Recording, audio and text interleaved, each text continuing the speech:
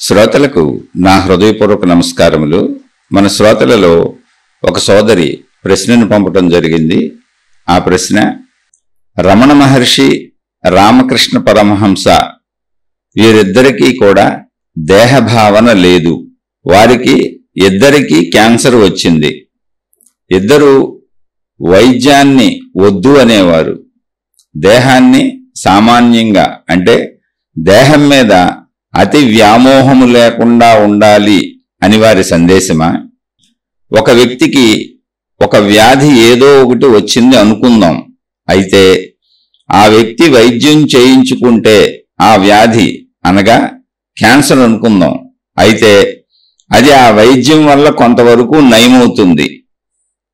రమణ మహర్షి ఒక మాట చెప్పారు, వైద్యం చేయించుకోవడం వల్ల కొంతవరకు నయం అవుతుంది, మిగిలిన వ్యాధి బ్యాలెన్స్ ఇంకో జన్మలో వస్తుంది అన్నారు. అనగా ఆ వ్యాధి కర్మను ఇప్పుడు అనుభవించటం కరెక్టా, వైద్యం చేయించుకొని ఉపశమనం పొందటం కరెక్టా? ఇది నా సందేహం. దీనిని వివరించగలరు? ఇదండి వీరి సందేహం. వీరి సందేహం ఏంటంటే, రమణ మహర్షి, రామకృష్ణ పరమహంస ఇలా చాలా మంది మహాత్ములు ఉన్నారు. వీళ్ళు మనకు తెలుసు. కొంచెం నేను కూడా అనేక శీర్షికల్లో మాట్లాడాను. వీరు శారీరక పరమైనటువంటి వ్యాధులకు గురయ్యారు.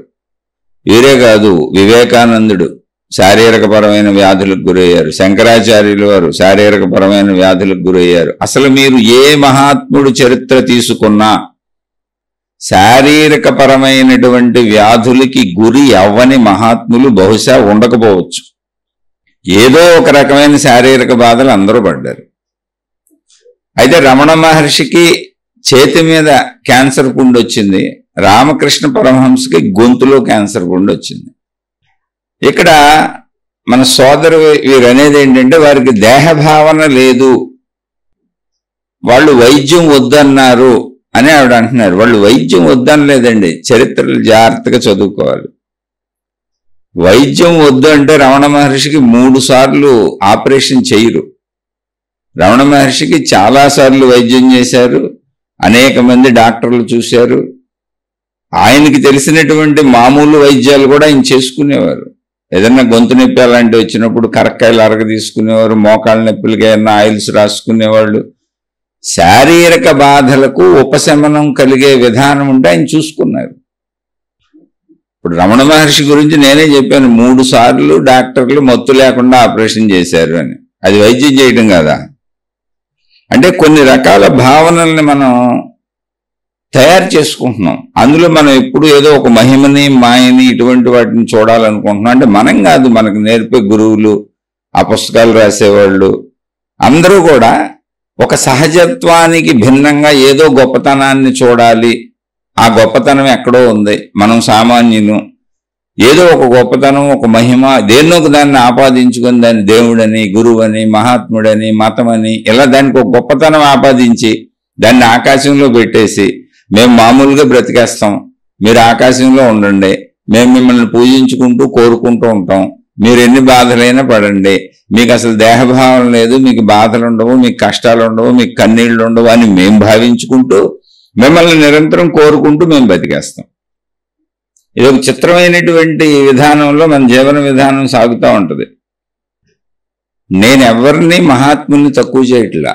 మీరు ఏ మహాత్ముడైనా, మనం ఎవరైనా దేవుళ్ళు కానీ మహాత్ములు కానీ చరిత్రలు చదివినప్పుడు మీరు ఎక్కడైనా ఏ మహాత్ముడి చరిత్రలైనా మీరు సహజంగా చూడండి. ఇప్పుడు మనం ఉదయం లెగుస్తాం, ఎన్నింటికి లేచారు, లేచినాక ఏం చేస్తాం? కాలకృత్యాలు తీర్చుకుంటాం. కాలకృత్యాలు ఎప్పుడు తీర్చుకున్నారో రాశారా ఎవరైనా? అసలు వాళ్ళకి యూరిన్ ప్రాబ్లం ఉందా, మోషన్ ప్రాబ్లం ఉందా, ఫ్రీ మోషన్ అయ్యిందా లేదా, వాళ్ళు వాటి కోసం ఎంత బాధపడుతున్నారు, ఇవి ఎక్కడైనా ఉన్నాయా? వాళ్ళు అలాగే తినేటప్పుడు తిన్నయన్నీ వాళ్ళకి సరిపడుతున్నాయా, సరిపడతలేదా, ఆహార పదార్థాలు తినడం వలన వాళ్ళు కొన్ని సరిపడి కొన్ని సరిపడక ఏమి ఇబ్బందులు పడ్డారు, ఇవి ఎక్కడైనా రాశారా? ఎందుకుండో మనుషులందరికీ ఉంటాయి. రామకృష్ణ పరమహంస వారి జీవిత చరిత్ర మీరు చదివితే శారదామాత వండినటువంటి భోజనాలు తప్ప ఇతర ఎవరు ఏం వండి పెట్టినా ఆయనకి సరిపడేది కాదు. ఒక సందర్భంలో శారదామాత ఏదో ఊరెళ్తే, అంటే నా మిడిమిడి జ్ఞానంతో కొంత చెబుతున్నా, లోతుగా వెళ్ళి చదువుకోండి, ఎందుకంటే కొన్ని వందల వేల పుస్తకాలు ఉన్నాయి వాళ్ళ చరిత్రలు, అనంతంగా ఉన్నాయి. అసలు రామకృష్ణ మిషన్ ఎన్ని రిలీజ్ చేసిందో బుక్స్, అవన్నీ గమనిస్తే ఆయన శారదామాత పుట్టింటికి ఏదో వెళితే తిరిగి పిలిపించుకున్నారు మనుషుల్ని పంపించి, నాకు సరిపడట్లేదు వీళ్ళు వండే ఆహార పదార్థాలని. అలా మహాత్ములందరికీ జనరల్ లైఫ్లో అన్నీ ఉన్నాయి. కొన్ని పదార్థాలు సరిపడటం, కొన్ని పదార్థాలు సరిపడకపోవటం, జలుబు చేయటం, తుమ్ములు రావటం, దగ్గటం, మనకు సహజంగా ఏమున్నాయో శరీరపరమైన అన్నీ వాళ్ళకు ఉన్నాయండి. కానీ ఒక బుక్ రాసి ఆయనకు మోషన్ అవ్వలేదు, ఆయనకి యూరిన్కి ఇబ్బంది పడ్డారు, అవన్నీ ఎందుకు రాస్తారు? వాళ్ళు మహిమలో మాయలే రాసుకుంటాం. ఒక ప్రాక్టికల్గా ఆలోచించండి, వాళ్ళు నిజంగా గొప్పవాళ్ళు. ఎందుకని? అనంత ఆత్మశక్తి ఎరుకను పొందారు. ఈ విషయం తెలుసుకోండి. అసలు వాళ్ళని ఎందుకు మహాత్ములని మనం పూజిస్తున్నాం, వాళ్ళని ఎందుకు మహాత్ములుగా స్వీకరిస్తున్నాం అంటే అనంత ఆత్మశక్తి యొక్క ఎరుకను పొందారు. ఇప్పుడు అనంత ఆత్మశక్తిని ఎరుకను పొందడం అంటే మిగిలినన్ని లేవా? అసలు అనంత ఆత్మశక్తి అంటే ఏంటి? ఒక ప్రాక్టికల్గా తీసుకుందాం. ఇప్పుడు నేను అనే శరీరం ఉంది మనకి, వాళ్ళకే శరీరం ఉంది. నేను అని మనకు మనసు ఉంది, వాళ్ళకే మనసు ఉంది. మనసు కదిలితేనే మనం పని చేస్తాం, మనసు కదలపోతే మనం కోమాలో ఉన్నట్టే. నిద్రలో మనసు కదలదు కాబట్టి నిద్ర అన్నాం దాన్ని, మనసు కూడా నిద్రపోయింది, అక్కడ మనసు కదలదు. ఒకవేళ శరీరం నిద్రపోయి మనసు కదులుతుంటే దాన్ని స్వప్నలోకం, కలలు అన్నాం. కాసేపు కదిలి నిద్రపోద్ది. అదే మనసు మెలకువలో కదలలేదనుకోండి, మనిషి కోమాలోకి పోయాడు అంటారు. అంతే సింపుల్. కాబట్టి మనసు అనే దాన్ని ఎప్పటికీ ఆపడానికి ట్రై చేయబాకండి. దీనిని కొన్ని హఠయోగాలలో, కొన్ని రకాలైనటువంటి ధ్యాన పద్ధతుల్లో సమాధి స్థితి అని ఒక పేరు చెబుతారు. సమాధి స్థితి ఏంటి? మనం నిద్రపోయినప్పుడు ఎటువంటి స్థితి కలిగిందో ఆ స్థితిని వాళ్ళు కూర్చొని ట్రై చేశారు. దానికి అనేక రకాల ప్రాణాయామాలు, ఆ పద్ధతులు ఉన్నాయి. హఠయోగం ఏదో ఆ యోగ పద్ధతుల్లో వాళ్ళు సమాధి స్థితిని పొందారు. ఇప్పుడు సమాధి స్థితి పొందితే ఏమైంది? నేను ఎవరిని విమర్శించట్లా. సమాధి స్థితిని పొందే ప్రయత్నం చెయ్యకు, అది గొప్పది కాదు. అటువంటి అభ్యాసాల వైపు వెళ్ళకో, జ్ఞానంతో అర్థం చేసుకొని అష్టావక్ర మహాముని జనక మహారాజుకు ప్రత్యేకంగా సమాధి గురించి ఒక శ్లోకం చెప్పారు. నేను దాన్ని తప్పు పట్టట్లా. అయితే సమాధి అంటే ఏంటి అంటే ఏమి లేదు, నిద్రలో మనం ఎలా అయితే మన స్పృహను కోల్పోతామో అలాగే మెలుకవులో వీళ్ళు సాధనలో శరీరధ్యాస మనోధ్యాస పోగొట్టుకునేలా చేశారు. ఎందుకంటే మనసుకి ప్రాణానికి సంబంధం ఉంటుంది, ఊపిరికి, మనసుకి ఊపిరికి సంబంధం ఉంది. అక్కడ ప్రాణశక్తి మనసు, ప్రాణశక్తిలో కొన్ని విషయాలు ప్రింట్ అయినాయి. కొన్ని విషయాలు ఏంటంటే చిన్నప్పటి నుంచి మనం పుట్టిన కాడి నుంచి ఇప్పటి వరకు మనం గ్రహించిన విషయాలన్నీ ప్రింట్ అయినాయి. ఆ ప్రింట్ అయిన భాగం పేరు మనసు. ఎక్కడ ప్రింట్ అయిన? ప్రాణశక్తిలోనే. అంటే మనసులో ఏముంది? ప్రాణశక్తి ఉంది, మన జ్ఞాపకాలు ఉన్నాయి. జ్ఞాపకాలు లేకుండా విడిగా ప్రాణశక్తి అనంతంగా ఉంది. అదే ప్రాణశక్తిని అనంత ఆత్మశక్తి అన్నారు. అందుకని సమాధి స్థితి అంటే ఏంటంటే కొంతమంది ఇలా సమాధి స్థితుల్ని అలవాటు చేసుకున్నారు ప్రాక్టీస్ చేసుకొని. ఇంకా కొంతమంది అదేదో ఒక మత్తులా ఉంటుంది, అదేదో క్రియేట్ చేసుకోవాలని గంజాయిలు తాగారు, రకరకాలు చేశారు. అటువంటి మార్గాలలోకి వెళ్ళవద్దు అని ఆధ్యాత్మికత చెబుతుంది. అందుకే ఎప్పుడు జ్ఞాన మార్గం ఉత్తమమైనది. జ్ఞాన మార్గం అంటే ఏంటి? ఏమి లేదు, సహజ జీవితం నువ్వు అర్థం చేసుకో, ఉన్నది ఉన్నట్టుగా ఉండు, నీ ఇంట్లో నువ్వు ఉండు, పిచ్చి పిచ్చి రకాల సాధనలన్నీ చేయబాక, అసలు ఎవరేం చెప్పినా వినబాక, మహిమలు మాయలు ఇటువంటివి తీసుకోబాక. ఇవన్నీ కూడా నిన్ను భ్రాంతులకు లోను చేసి ఎడో తీసుకుపోతా ఉంటాయి. ఇదంతా మనోకల్పనలు, మనస్సు ఆడేటువంటి ఆట. ఆధ్యాత్మికతలో మనోకల్పనలే క్షుద్ర పూజలు, క్షుద్రోపాసనలు, అనేక రకాల మహిమలు, మాయలు, గారడీలు, మంత్రాలు, తంత్రాలు, యంత్రాలు, ఎన్ని రకాలుంటే అన్ని సహజ మార్గానికి భిన్నమైనవి.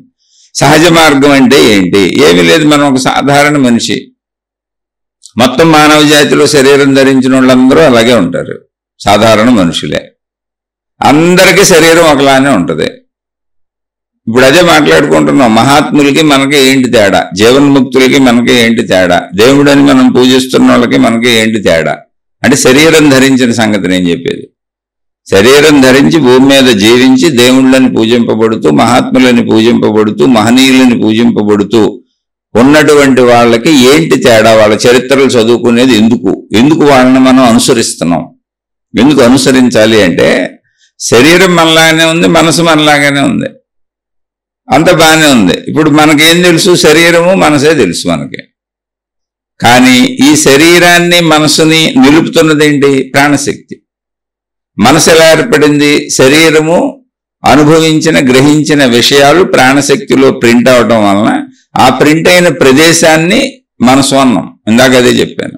అంటే మనసులో ఏముంది? ప్రాణశక్తి ఉంది, ప్రింట్ అయిన జ్ఞాపకాలు కలిసి ఉన్నాయి. అంటే ఇప్పుడు ఈ ప్రింట్ అయిన జ్ఞాపకాలన్నిటితో మనసు మనని నడుపుతూ ఉంటుంది. నేను ఫలానా, నా పేరు ఇది, నా ఊరు ఇది, నా కుటుంబం ఇది, నా ఇల్లు ఇది, ఇది మన మొత్తం. మనసే మన జీవితం. మనసు లేకపోతే, అంటే మనసు పని చేయకపోతే నిద్రలోకి వెళ్ళాం, నిద్రపోతాం. అదే మనసు మెలకువలో పని చేయకపోతే కోమాలోకి పోతాం. అదే మనసు సాధనలు చేసి అనేక రకాల యోగ మార్గాలలో సాధనలు చేసి సమాధి స్థితిలోకి వెళ్తే ఏం లేదు, నిద్రపోయిన స్థితి. మళ్ళీ మెలకువ వచ్చేటప్పటికి సమాధి స్థితిలోంచి బయటకు వచ్చేటప్పటికి ఇంతకు ముందు ఎక్కడ ఉన్నావో శరీర భావనలో అక్కడే ఉంటావు. ఇప్పుడు నిద్రపోయి లేచేటప్పటికి ఎక్కడ ఉన్నావో అక్కడే ఉంటాం. దీనికి అనేక ఉదాహరణలు కూడా ఉన్నాయి. అనేక గ్రంథాల్లో అనేక ఉదాహరణలు ఉన్నాయి. ఒక ఆయన సమాధి స్థితిలోకి వెళ్లే ముందు కొంచెం దాహం వేస్తుంది అన్న భావంతో వెళ్ళాడట. ఊరికి విషయానికి చెబుతున్నాను, నిరూపణలు నన్ను అడగబాకండి, మీకు అర్థం అవడానికి చెబుతున్నాను. ఈ లోపల సమాధి స్థితిలోకి వెళ్ళిపోయాడు ఆయన. ఆ సమాధి స్థితిలో కొంతకాలం ఉన్నాడు ఆయన. ఆ తర్వాత సమాధి స్థితిలోంచి బయటకు రాగానే ఆయనకి మొట్టమొదటి తలంపు దాహం వేస్తుంది. ఆయన ఎక్కడ ఆగిందో అక్కడ మొదలైంది. ఇప్పుడు ఏంటి దానివల్ల ఉపయోగం చెప్పండి? అలానే దాన్ని తప్పు పట్టడంలా మీకు ఇష్టమైతే చేసుకోండి. నేను ఈ శరీరాన్ని మర్చిపోవాలని మీరు బలంగా అనుకోండి, చేసుకోండి, ఎవరొద్దన్నారు. కానీ నిజమైనది ఏంటంటే ఒక సహజత్వం. సృష్టి ఎలా పెట్టిందో అలా ఉండంతే. నువ్వు అసహజానికి వెళ్ళబాక, ఆధ్యాత్మికతలోనూ అసహజానికి వెళ్ళబాక, భౌతికంలోనూ అసహజానికి వెళ్ళబాక. భౌతికంలో అసహజం ఏంటి? ఇప్పుడు ఏదో ఆనందాలు పొందుదామని సిగరెట్లు తాగుతారు, మందు తాగుతారు, పేకాటలు ఆడతారు, వ్యభిచారాలు చేస్తారు, అనేక వ్యసనాలకు లోనవుతారు, మాదక ద్రవ్యాలు కొత్త కొత్త రకాలు వచ్చేసి నీ మత్తులోకి పోతా ఉంటారు. ఏం చేస్తావు మత్తులోకి పోయి? అంటే నిన్ను నువ్వు మర్చిపోదాం అనుకుంటున్నావు. ఎందుకు మర్చిపోతావు అంటే నీ మీద నీకు అదుపు లేదు, నీ మీద నీకు కంట్రోల్ లేదు, నీలో మంచితనం లేదు, నిన్ను నువ్వు సరిగా నడుపుకోలేకపోయావు, నువ్వు మంచి మనసు తయారు చేసుకోలేకపోయావు, సద్బుద్ధి తయారు చేసుకోలేకపోయావు, నీలో ఉన్న చెడు గుణాలను నువ్వు కంట్రోల్లో పెట్టుకోలేకపోయావు, నీలో ఉన్నటువంటి చెడు గుణాలన్నీ కూడా నిన్ను అనేక రకాలైనటువంటి దారుణ మారణమైన మానసిక స్థితికి లోను చేసేసి నువ్వే నీ ఈర్ష్యలు, నీ అసూయలు, నీ ద్వేషాలు, నీ కోపతాపాలు వీటన్నిటిని అదుపు చేసుకోలేక, భరించలేక అనేక రకాలుగా నిన్ను నువ్వు మర్చిపోదామని ప్రయత్నిస్తూ అనేక రకాల అలవాట్లు చేసుకున్నావు. అంతకంటే ఏం లేదు. ఇక్కడ సహజత్వం ఏంటో తెలుసా? అందరూ నాలాంటి మనుషులే, నేను అందరిలాంటి మనిషినే, నేను ఎవరి మీద పెత్తనాలు చేయకూడదు, ఎవరు నా మీద కూడా పెత్తనాలు చేయకూడదు. అలానే ఏదో సహజంగా ఉన్నంతలో బ్రతుకు తెరువు కోసం మన ప్రయత్నాలు మనం చేసుకుంటాం, అందరినీ గౌరవిస్తాం. మనం మంచిగా ఉంటే మన అందరూ గౌరవిస్తారు, అందరికీ స్వేచ్ఛనిస్తాం, మనం స్వేచ్ఛగా ఉంటాం. కుటుంబంలో అయినా సరే భార్య, భర్త, పిల్లలు అందరూ కూడా హాయిగా సంతోషంగా కాలం గడుపుతాం. శరీరంలోనే సుఖాలన్నింటినీ సృష్టి పెట్టేసింది. చూపు ద్వారా కొన్ని సుఖాలు, వెనుకిడి ద్వారా కొన్ని సుఖాలు, వాసన ద్వారా కొన్ని సుఖాలు, నాలుక రుచి ద్వారా కొన్ని సుఖాలు, చర్మపు స్పర్శ ద్వారా కొన్ని సుఖాలు, శారీరక సుఖం ద్వారా, స్త్రీ పురుష శారీరక కలయికల సుఖం ద్వారా అద్భుతమైన సుఖం. తద్వారా పిల్లలు, అంటే నేను నా భార్యను కుటుంబ వ్యవస్థ, ఆ కుటుంబ వ్యవస్థలో పుట్టిన పిల్లలు, ఇక ఆ పిల్లల్ని పెంచుతూ ఇది నా కుటుంబం, నా వాళ్ళు, నా తల్లిదండ్రులు, నా పిల్లలు, నా భార్య, నా భర్త, వీళ్ళ కోసం నేను బతుకుతున్నాను అన్న భావనలో 100 ఏళ్ళు చాలవు సరికదా, 1000 ఏళ్ళైనా బతుకుందాము అన్న కోరిక పుడతా ఉంటుంది. ఎంత బాగుంది! మంచిగా ఉండేది ఎంత బాగానే ఉంది. దీన్ని పాడు చేసుకొని వ్యసనాలకు లోనయ్యి ఇప్పుడు స్త్రీ పురుష శారీరక సంబంధాలలో అద్భుతమైనటువంటి ఆనందాన్ని సృష్టి పెట్టి స్త్రీ పురుష ఆకర్షణ పెట్టిన దాన్ని మనం కుటుంబ వ్యవస్థగా తయారు చేసుకున్నాం. దాన్నే వ్యసనం చేసుకొని ఎవరో పరపురుషుడు నచ్చాడు, పరస్త్రీ నచ్చింది అంటే నేను తప్పులు చేస్తున్నానని నీకే తెలుసు. నీ మనసులో గిల్టీ ఫీలింగ్ ఉంటుంది, దొరికితే దొంగ అనిపించుకుంటావు, చెడ్డ పేరు వస్తుంది. స్త్రీ అయినా పురుషుడైనా సమాజంలో నీకు చెడ్డ పేరు వచ్చేటప్పుడు నువ్వు బతకలేకపోతావు, అలానే వ్యసనాన్ని వదులుకోలేకపోతావు. ఈ సంఘర్షణలో ఇలాంటి ఎన్నో, నీ డబ్బు నీకు సరిపోక అప్పులు చేస్తావు. ఇప్పుడు ఒక స్త్రీ పరపురుషుడిని కోరుకోవటం, ఒక పురుషుడు పరస్త్రీని కోరుకోవటం ఎలాంటి వ్యభిచారమో, నాకు డబ్బు సరిపోలేదు పక్కోటి డబ్బు కావాలనుకోవటం ధన వ్యభిచారం. అది కూడా వ్యభిచారమే, ఇది కూడా వ్యభిచారమే. అలా ఏదైనా నాకు సరిపోలేదు ఎదుటోడిని వాడేసుకుందాం, ఇంట్లో అయినా సరే భార్యాభర్తలు, తల్లిదండ్రులు, అన్నదమ్ములు, అక్క చెల్లెళ్ళు ఇచ్చిపుచ్చుకునే అన్ని సమానంగా ఉండాలి. కాదని ఒకళ్ళ దగ్గర బలవంతంగా లాగేసుకుంటా తీసుకుంటా ఉంటే వ్యభిచారం ఏది అంటే తప్పది. వ్యభిచారం అంటే స్త్రీ పురుషులు కలయికలే కాదు, పక్కోటి డబ్బు కొట్టేయటం ధన వ్యభిచారం, పక్కోళ్ళని వాడేసుకోవటం అదంతా వ్యభిచారాల కిందే వస్తాయి. ఇవన్నీ తప్పులు. అందుకే తప్పులు అని చెప్పారు, మంచి చెడు చెప్పారు. మంచిగా జీవించి సంతోషంగా అన్ని అనుభవిస్తూ సాగన్నారు, చెడు చేయొద్దన్నారు తప్ప అసలు నిన్ను అనుభవించొద్దని ఎవరని చెప్పారా? ఈ చెడు మార్గాలలోకి వెళ్ళటం వలన క్షుద్రపు ఆలోచనలు వస్తున్నాయి. క్షుద్రపు అంటే ఏంటో తెలుసా? నీచమైన, నీచాతి నీచమైన, అంతకంటే దరిద్రమైన దారుణమైన పదం ఇంకోటి లేదు. అంటే వాడటానికి లేదు. ఇక నీచత్వంలో ఎంత దారుణం ఉందో అది ఆఖరి పదం అనమాట, క్షుద్రపు అని. వాళ్ళకి ఆధ్యాత్మికతలో అయితే క్షుద్ర పూజలు, క్షుద్ర విధానాలు, క్షుద్ర ఇక యంత్రతంత్ర మాంత్రిక అన్ని పెట్టారు. అవేం జరిగి చేస్తాయి అంటే ఒక్కటి కూడా జరగదు. ప్రజల్ని మభ్యపెట్టి మోసం చేసి రకరకాల ఆకారాలు వేసుకొని డబ్బు గుంజి రకరకాల వాళ్ళ కోరికలు తెచ్చుకుంటారు. ఏం జరగవు అసలు. ఎందుకు జరుగుద్ది? సృష్టి అంతా అనంత ఆత్మశక్తి అయితే ఆత్మశక్తి ఎప్పుడు మంచిగానే కదా ఉంటుంది, చెడ్డగా ఎందుకు ఉంటుంది? అదే ఆత్మశక్తిని కదా దైవశక్తి దేవుడు అన్నాం, అంత మంచిగా ఉంటుంది కదా. క్షుద్రం ఎందుకు ఉంటుంది అసలు? క్షుద్రం ఎందుకు ఉంటుంది? ఉండదు. కానీ క్షుద్ర బుద్ధి మనిషిలో తయారైంది. అది నువ్వు చేసుకున్న ప్రాబ్లం. ఆ బుద్ధికి నువ్వే బాధలు పడతావు. ఇప్పుడు క్షుద్ర బుద్ధి అంటే ఏంటి? ఆధ్యాత్మికతలో దరిద్రపు పనులు చేసేవాళ్ళందరూ అంటే సహజ మార్గంలో తత్వాన్ని, జ్ఞానాన్ని తెలుసుకుని సాగకుండా ఇదిగో దీనివల్ల లాభాలు వస్తాయి, మేలు వస్తుంది, ఇలా చేస్తే అలా వస్తుంది, అలా చేస్తే ఇలా వస్తుంది అని ఎన్ని రకాల చెత్త పనులు చేయొచ్చో అన్ని చెత్తలు ఆధ్యాత్మికతలు దేవుడి పేరు మీద, భక్తి పేరు మీద చేసే వాళ్ళంతా క్షుద్రులు అంటే నీచులు, నీచాతి నీచులు. ఇక ఆ విధానాలకు కూడా అయ్యే పేర్లు వచ్చినాయి. ఇంకా అది నీచత్వము అనే దాంట్లో తారాస్థాయి అనమాట. అంతకంటే ఇంక చండాలపు దిగువ పదం లేదు. అలాగే భౌతికంలో ఈ క్షుద్రులు ఎవరు అంటే సన్నాసులు, వ్యసనపరులు, లాలసులు, మోసకారులు, దగాకోరులు, ఇక ఎన్నో పేర్లు ఉన్నాయి. ఆ క్షుద్రం అనేది ఇంకా దరిద్రమైన పేరు, అంతకంటే లేదు. అది మనిషి లక్షణం. నాకున్నది సరిపోక ఇన్ని రకాల కోరికలకి ఇవన్నీ చేస్తాను. కానీ అసలు సహజత్వం అంటే ఏంటి? ఇప్పుడు రమణ మహర్షి, రామకృష్ణ పరమహంస ఉదాహరణలు చెప్పారు. సహజత్వం అంటే ఏంటో చెబుతున్నాం. ఎందుకు ఈ మహాత్ములను అనుసరిస్తున్నాం? అసలు ఎందుకు ఆధ్యాత్మికత అంటే మనలాగే శరీరం ఉంది అందరికీ, వాళ్ళు శరీరంతోనే వచ్చారు. మనలాగే మనసు ఉంది అందరికీ, వాళ్ళు మనసును ఉపయోగించారు. కానీ శరీరానికి మనసుకి ఆధారమైన ప్రాణశక్తిని మనం తెలుసుకోవాలా, అసలు తెలుసుకోవాలనుకోవట్లా. శరీరంతో లైఫ్ ఎంజాయ్ చేసుకుంటూ వెళ్తున్నాం. అలా వెళ్ళిన తప్పేం లేదు. నువ్వు మంచిగా ఉంటే అది కూడా తప్పు కాదు, అది కరెక్టే. నువ్వు మంచిగా జీవిస్తూ ఉంటే, ఎవరికి హాని కలిగించకుండా నువ్వు చక్కగా మంచిగా జీవిస్తూ నీ కుటుంబ సభ్యుల నుంచి నీతో పరిచయం ఉన్న ఎవరు ఏ బాధ పడకుండా జీవితం సాగిపోతూ నువ్వు కూడా హాయిగా ఉండి సుఖంగా ఉండి అన్ని అనుభవిస్తూ ఉంటే, ఇప్పుడు నువ్వు నీ ప్రాణశక్తిని తెలుసుకోపోయినా వచ్చిన నష్టమేం లేదు. నువ్వు మంచిగా జీవిస్తాం ప్రథమం ఇక్కడ.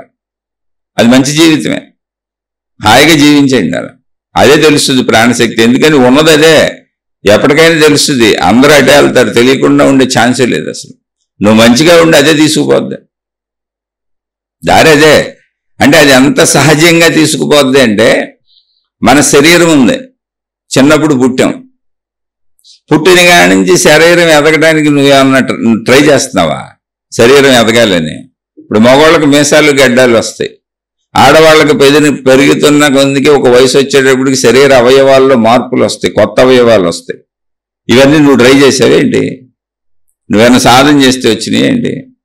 మీసాలు గడ్డాలు ఎలా వచ్చినాయో, ఆ స్త్రీలకి శరీర అవయవాల్లో మార్పులు ఎలా వచ్చినాయో, మాతృత్వం ఎలా వచ్చిందో, ఇవన్నీ సహజంగా ఎలా వచ్చినాయో మోక్షం కూడా అలాగే వస్తుంది. నువ్వు మంచిగా ఉండు చాలు, దాని అంతటా జరిగిపోద్ది. అది అక్కడే ఉంది, అది మోక్షం ఏం లేదు, నీలో ఉన్న ప్రాణశక్తి. నువ్వు దానికి అడ్డం పడుతున్నావు. నీ జీవన విధానంలోనే అది నీకు సహజంగా వచ్చేస్తుంది. శరీర ఎదుగుదలకి నువ్వేమన్నా చెయ్యాలా? ఒక చిన్న పిల్లవాడు పుట్టాడు, మీసాలు గడ్డాలు ఉన్నాయి, అతనికి లేవుగా, అలా పెరుగుతున్నాడు. తర్వాత వచ్చిన ఈ మీసాలు గడ్డాలు ఇవన్నీ ఎదుగుదల వచ్చింది, యవ్వనం వచ్చింది. చిన్నపిల్లడికి పిల్లలకి ఒక ఆడపిల్లకి మగపిల్లడికి పెళ్లి చేసేస్తే వాళ్ళు ఏమన్నా సంసారం చేయగలరా? చేస్తే పిల్లల్ని కనగలరా? అసలు ఆ ధ్యాస పుట్టుద్ది, అప్పుడు ఆడుకుంటారు. ఆ ధ్యాసలు పుట్టడం, ఆ టీనేజ్ రావడం, బాల్య కౌమార యవ్వన వార్ధక్య దశలు, ఆయా దశల్లో ఆయా ప్రవృత్తులు, దానికి తగ్గటువంటి హార్మోన్లు రిలీజ్ అవ్వటం, శరీరంలో మార్పులు రావటం, స్త్రీ పురుష కలయికల ఆకర్షణ కలగటం, వాళ్ళిద్దరూ కలవటం, కలిసినాక పిల్లలు పుట్టడం, ఇదంతా ఒక సహజ ప్రకృతిలో ప్రవృత్తిలో జరుగుతుంది. అదంతా ఒక నేచర్ ఏర్పాటు, అది సహజత్వం. అది ఆ సహజత్వంలో మంచి అనేది అతి సహజత్వం. అంతే. చెడు అనేది నువ్వు తయారు చేసుకుంటున్నావు. మంచి అనేది ఎందుకు సహజత్వం అంటే గాలి నీకు ఇవ్వట్లా, గాలి పీల్చుకుంటున్నావుగా. గాలిని ఎవరన్నా ఆపుతున్నారా నీకు? నువ్వు బతకాలంటే గాలి కావాలి కాబట్టి గాలి ఇవ్వబడుతుందిగా, నీరు దొరుకుతుందిగా, సూర్యరశ్మి ఉందిగా, పంచభూతాలు వాడుకుంటున్నావుగా. అన్ని ప్రకృతి నీకు మంచిగా ఇస్తుందిగా బతకడానికి. చెడు ఎక్కడ ఉంది? మనిషి నుంచి మనిషికే చెడు ఉంది, బయట అక్కడే చెడు లేదు. మనుషులు తయారు చేసుకున్న వ్యవస్థలో మనుషులందరూ మనుషుల మీద ఆధారపడి ఉండేలా వ్యవస్థను తయారు చేసుకున్నారు. అనేక ఉత్పత్తులు, మనకు కావాల్సిన అవసరాలు, ఆహార పదార్థాలు, వీటన్నింటికి మీడియాగా ఒకటి పెట్టుకొని డబ్బును తెచ్చుకొని మార్కెట్లు ఏర్పరచుకొని కిరాణా సరుకులని, షాపులని, బిజినెస్లని రకరకాలు పెట్టుకొని మొత్తం మనుషుల మీద ఆధారపడి బతికేలా ఉంది. ఒక్క మానవ జాతికే ఇది ఉంది ఏర్పాటు, మిగిలిన ఏ జీవజాతులకు లేదు. అందుకని అన్ని హాయిగా బతుకుతున్నాయి. పోనీ నువ్వు అలా చేసుకున్నావు కదా, ఏం పర్వాలేదు.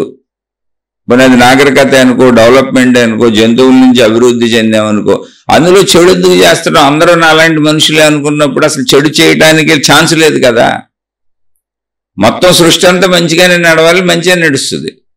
మరి నీకు చెడ్డ భావన ఎందుకు వచ్చింది అంటే, నేను పరిమిత శరీర భావనలో నువ్వు శరీరం అనుకున్నావు కాబట్టి, ఎదుటి శరీరాలు నాకేమైతే నాకెందుకు, నా శరీరానికి సుఖం కావాలని అసలు భార్యనే సతాయించేటువంటి భర్తలు ఉన్నారు. నాకు శరీరానికి నాకు సుఖం కావాలి, నా అహంకారం ఉండాలని భర్తలను పీక్కు తినే భార్యలు ఉన్నారు.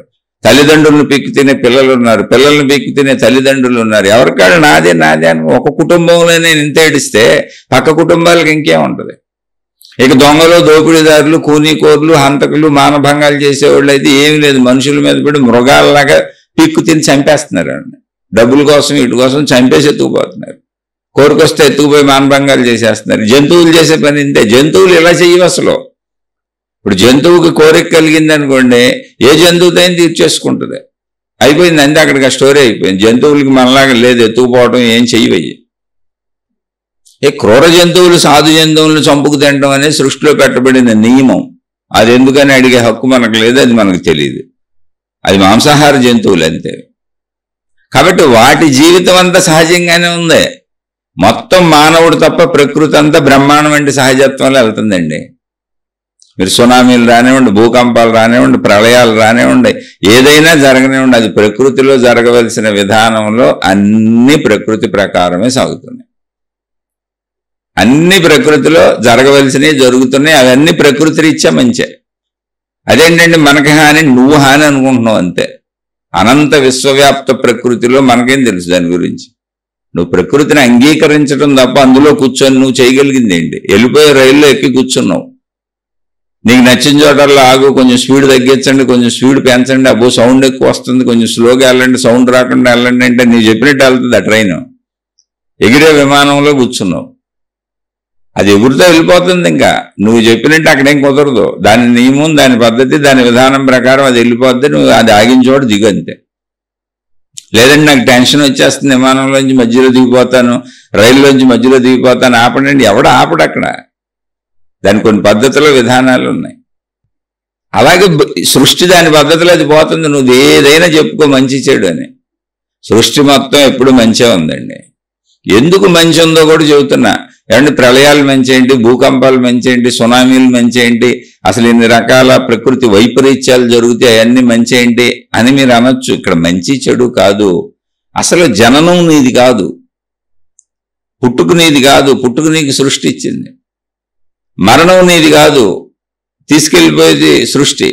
మధ్యలో జీవితము నీది కాదు. బోల్సార్లు చెప్పాను, పంచభూతాలు నిన్ను బతికిస్తున్నాయి. ఇక్కడ గాలి ఉండి, నీరుండి, సూర్యరశ్మి ఉండి, లేకపోతే భూగోళం మీద అసలు జీవరాశి ఉండటమే కుదరదు. సూర్యుడు లేకపోతే, నీరు లేకపోతే, వాయువు లేకపోతే, పంచభూతాలు లేకపోతే ఎలా ఉంటాం?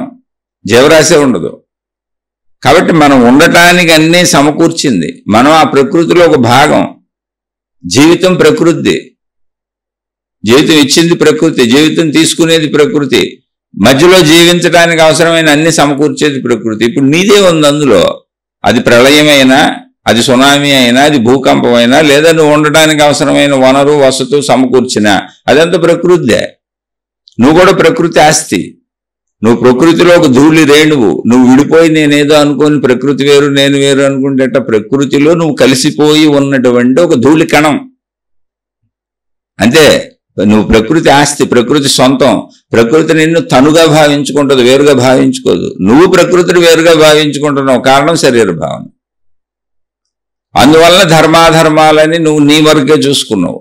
నీ వరకే చూసుకుంటున్నాడు కాబట్టి మానవ జాతిలో మనిషికి మానవులు చెప్పారు ధర్మాధర్మాలు. ప్రకృతి చెప్పలే, ఎవరు చెప్పలే, మనుషులే చెప్పారు. ఇవన్నీ ధర్మాధర్మాలు చెప్పింది ఎవరు? మనుషులు. మతాలు ఏర్పరిచింది ఎవరు? మనుషులు. దేవుణ్ణి ఏర్పరిచింది ఎవరు? మనుషులు. జ్ఞానబోధలు చేసింది ఎవరు? మనుషులు. మొత్తం ఇవన్నీ చేసింది మనుషులు. మిగిలిన చోట ఎక్కడ లేవు చూడండి. అసలు అనంత ప్రకృతిలో ఒక మానవ జాతికి తప్ప ఎక్కడైనా ఇవి ఉన్నాయా? విచక్షణత ఆలోచించండి. అప్పుడు నువ్వు కూడా ప్రకృతిలో కలిసిపోయి సహజంగా జీవించరాదు. సహజం ఏంటండి? మంచి.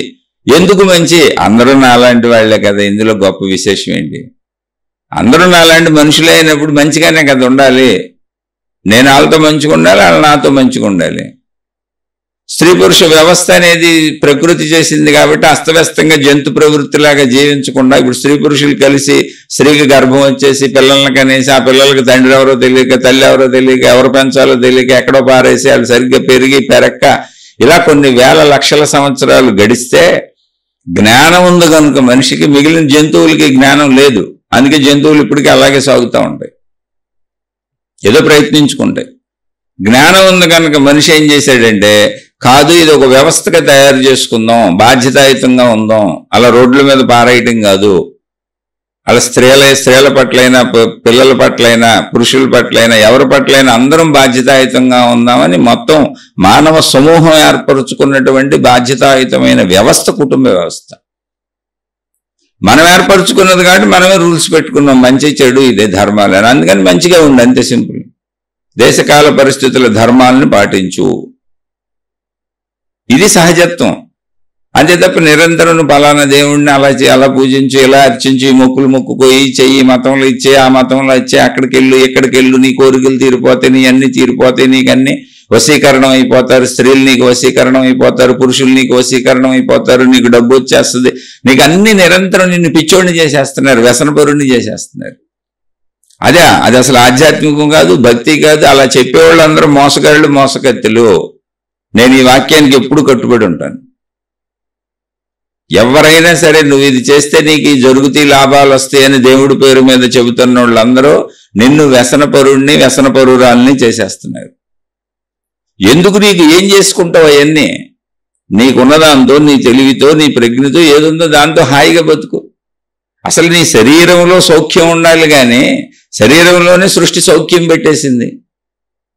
చక్కగా స్పర్శలు ఎంత బాగుంటాయి, చూస్తుంటే కనపడతా ఉంటుంది ప్రపంచం దృశ్యాలు. కనపడకపోతే ఏమైపోతాం? కళ్ళు పెట్టి ఉండకపోతే ఆ కళ్ళు పెట్టడం వల్ల ఎంత హాయిగా బతుకుతున్నాం, చెవులు వినపడటం వల్ల ఎంత హాయిగా బతుకుతున్నాం, మాట్లాడగలగటం వల్ల ఎంత హాయిగా బతుకుతున్నాం. రుచి సుఖం ఎంత ఆనందంగా ఉంది, స్త్రీ పురుష శారీరక సుఖం ఎంత హాయిగా ఆనందంగా ఉంది, స్పర్శ సుఖం తల నుంచి కాలు వరకు ఎంత హాయిగా ఆనందంగా ఉంది. అసలు సుఖాలన్నీ శరీరం మాంసంలోనే ఇమిట్ చేస్తే నాకు డబ్బు సుఖం, నాకు ఎక్కడో సుఖాలు ఎత్తుక్కుంటాను, తాగుడు సుఖం, ఈ సుఖం, ఈ సుఖం అనుకొని నిన్ను ఒళ్ళు గొల్ల చేసుకుంటుంటే నిన్ను పిచ్చోడానిక పిచ్చిదానికి ఏమంటారు? అనేక మంది స్త్రీలతో, అనేక మంది పురుషులతో తిరిగితే రకరకాల సుఖ వ్యాధులు వచ్చి సస్తున్నారు, జబ్బులు వచ్చి. HIV AIDS అనేది ఎక్కడి నుంచి వచ్చింది? అతి ప్రమాదకరమైన జబ్బు.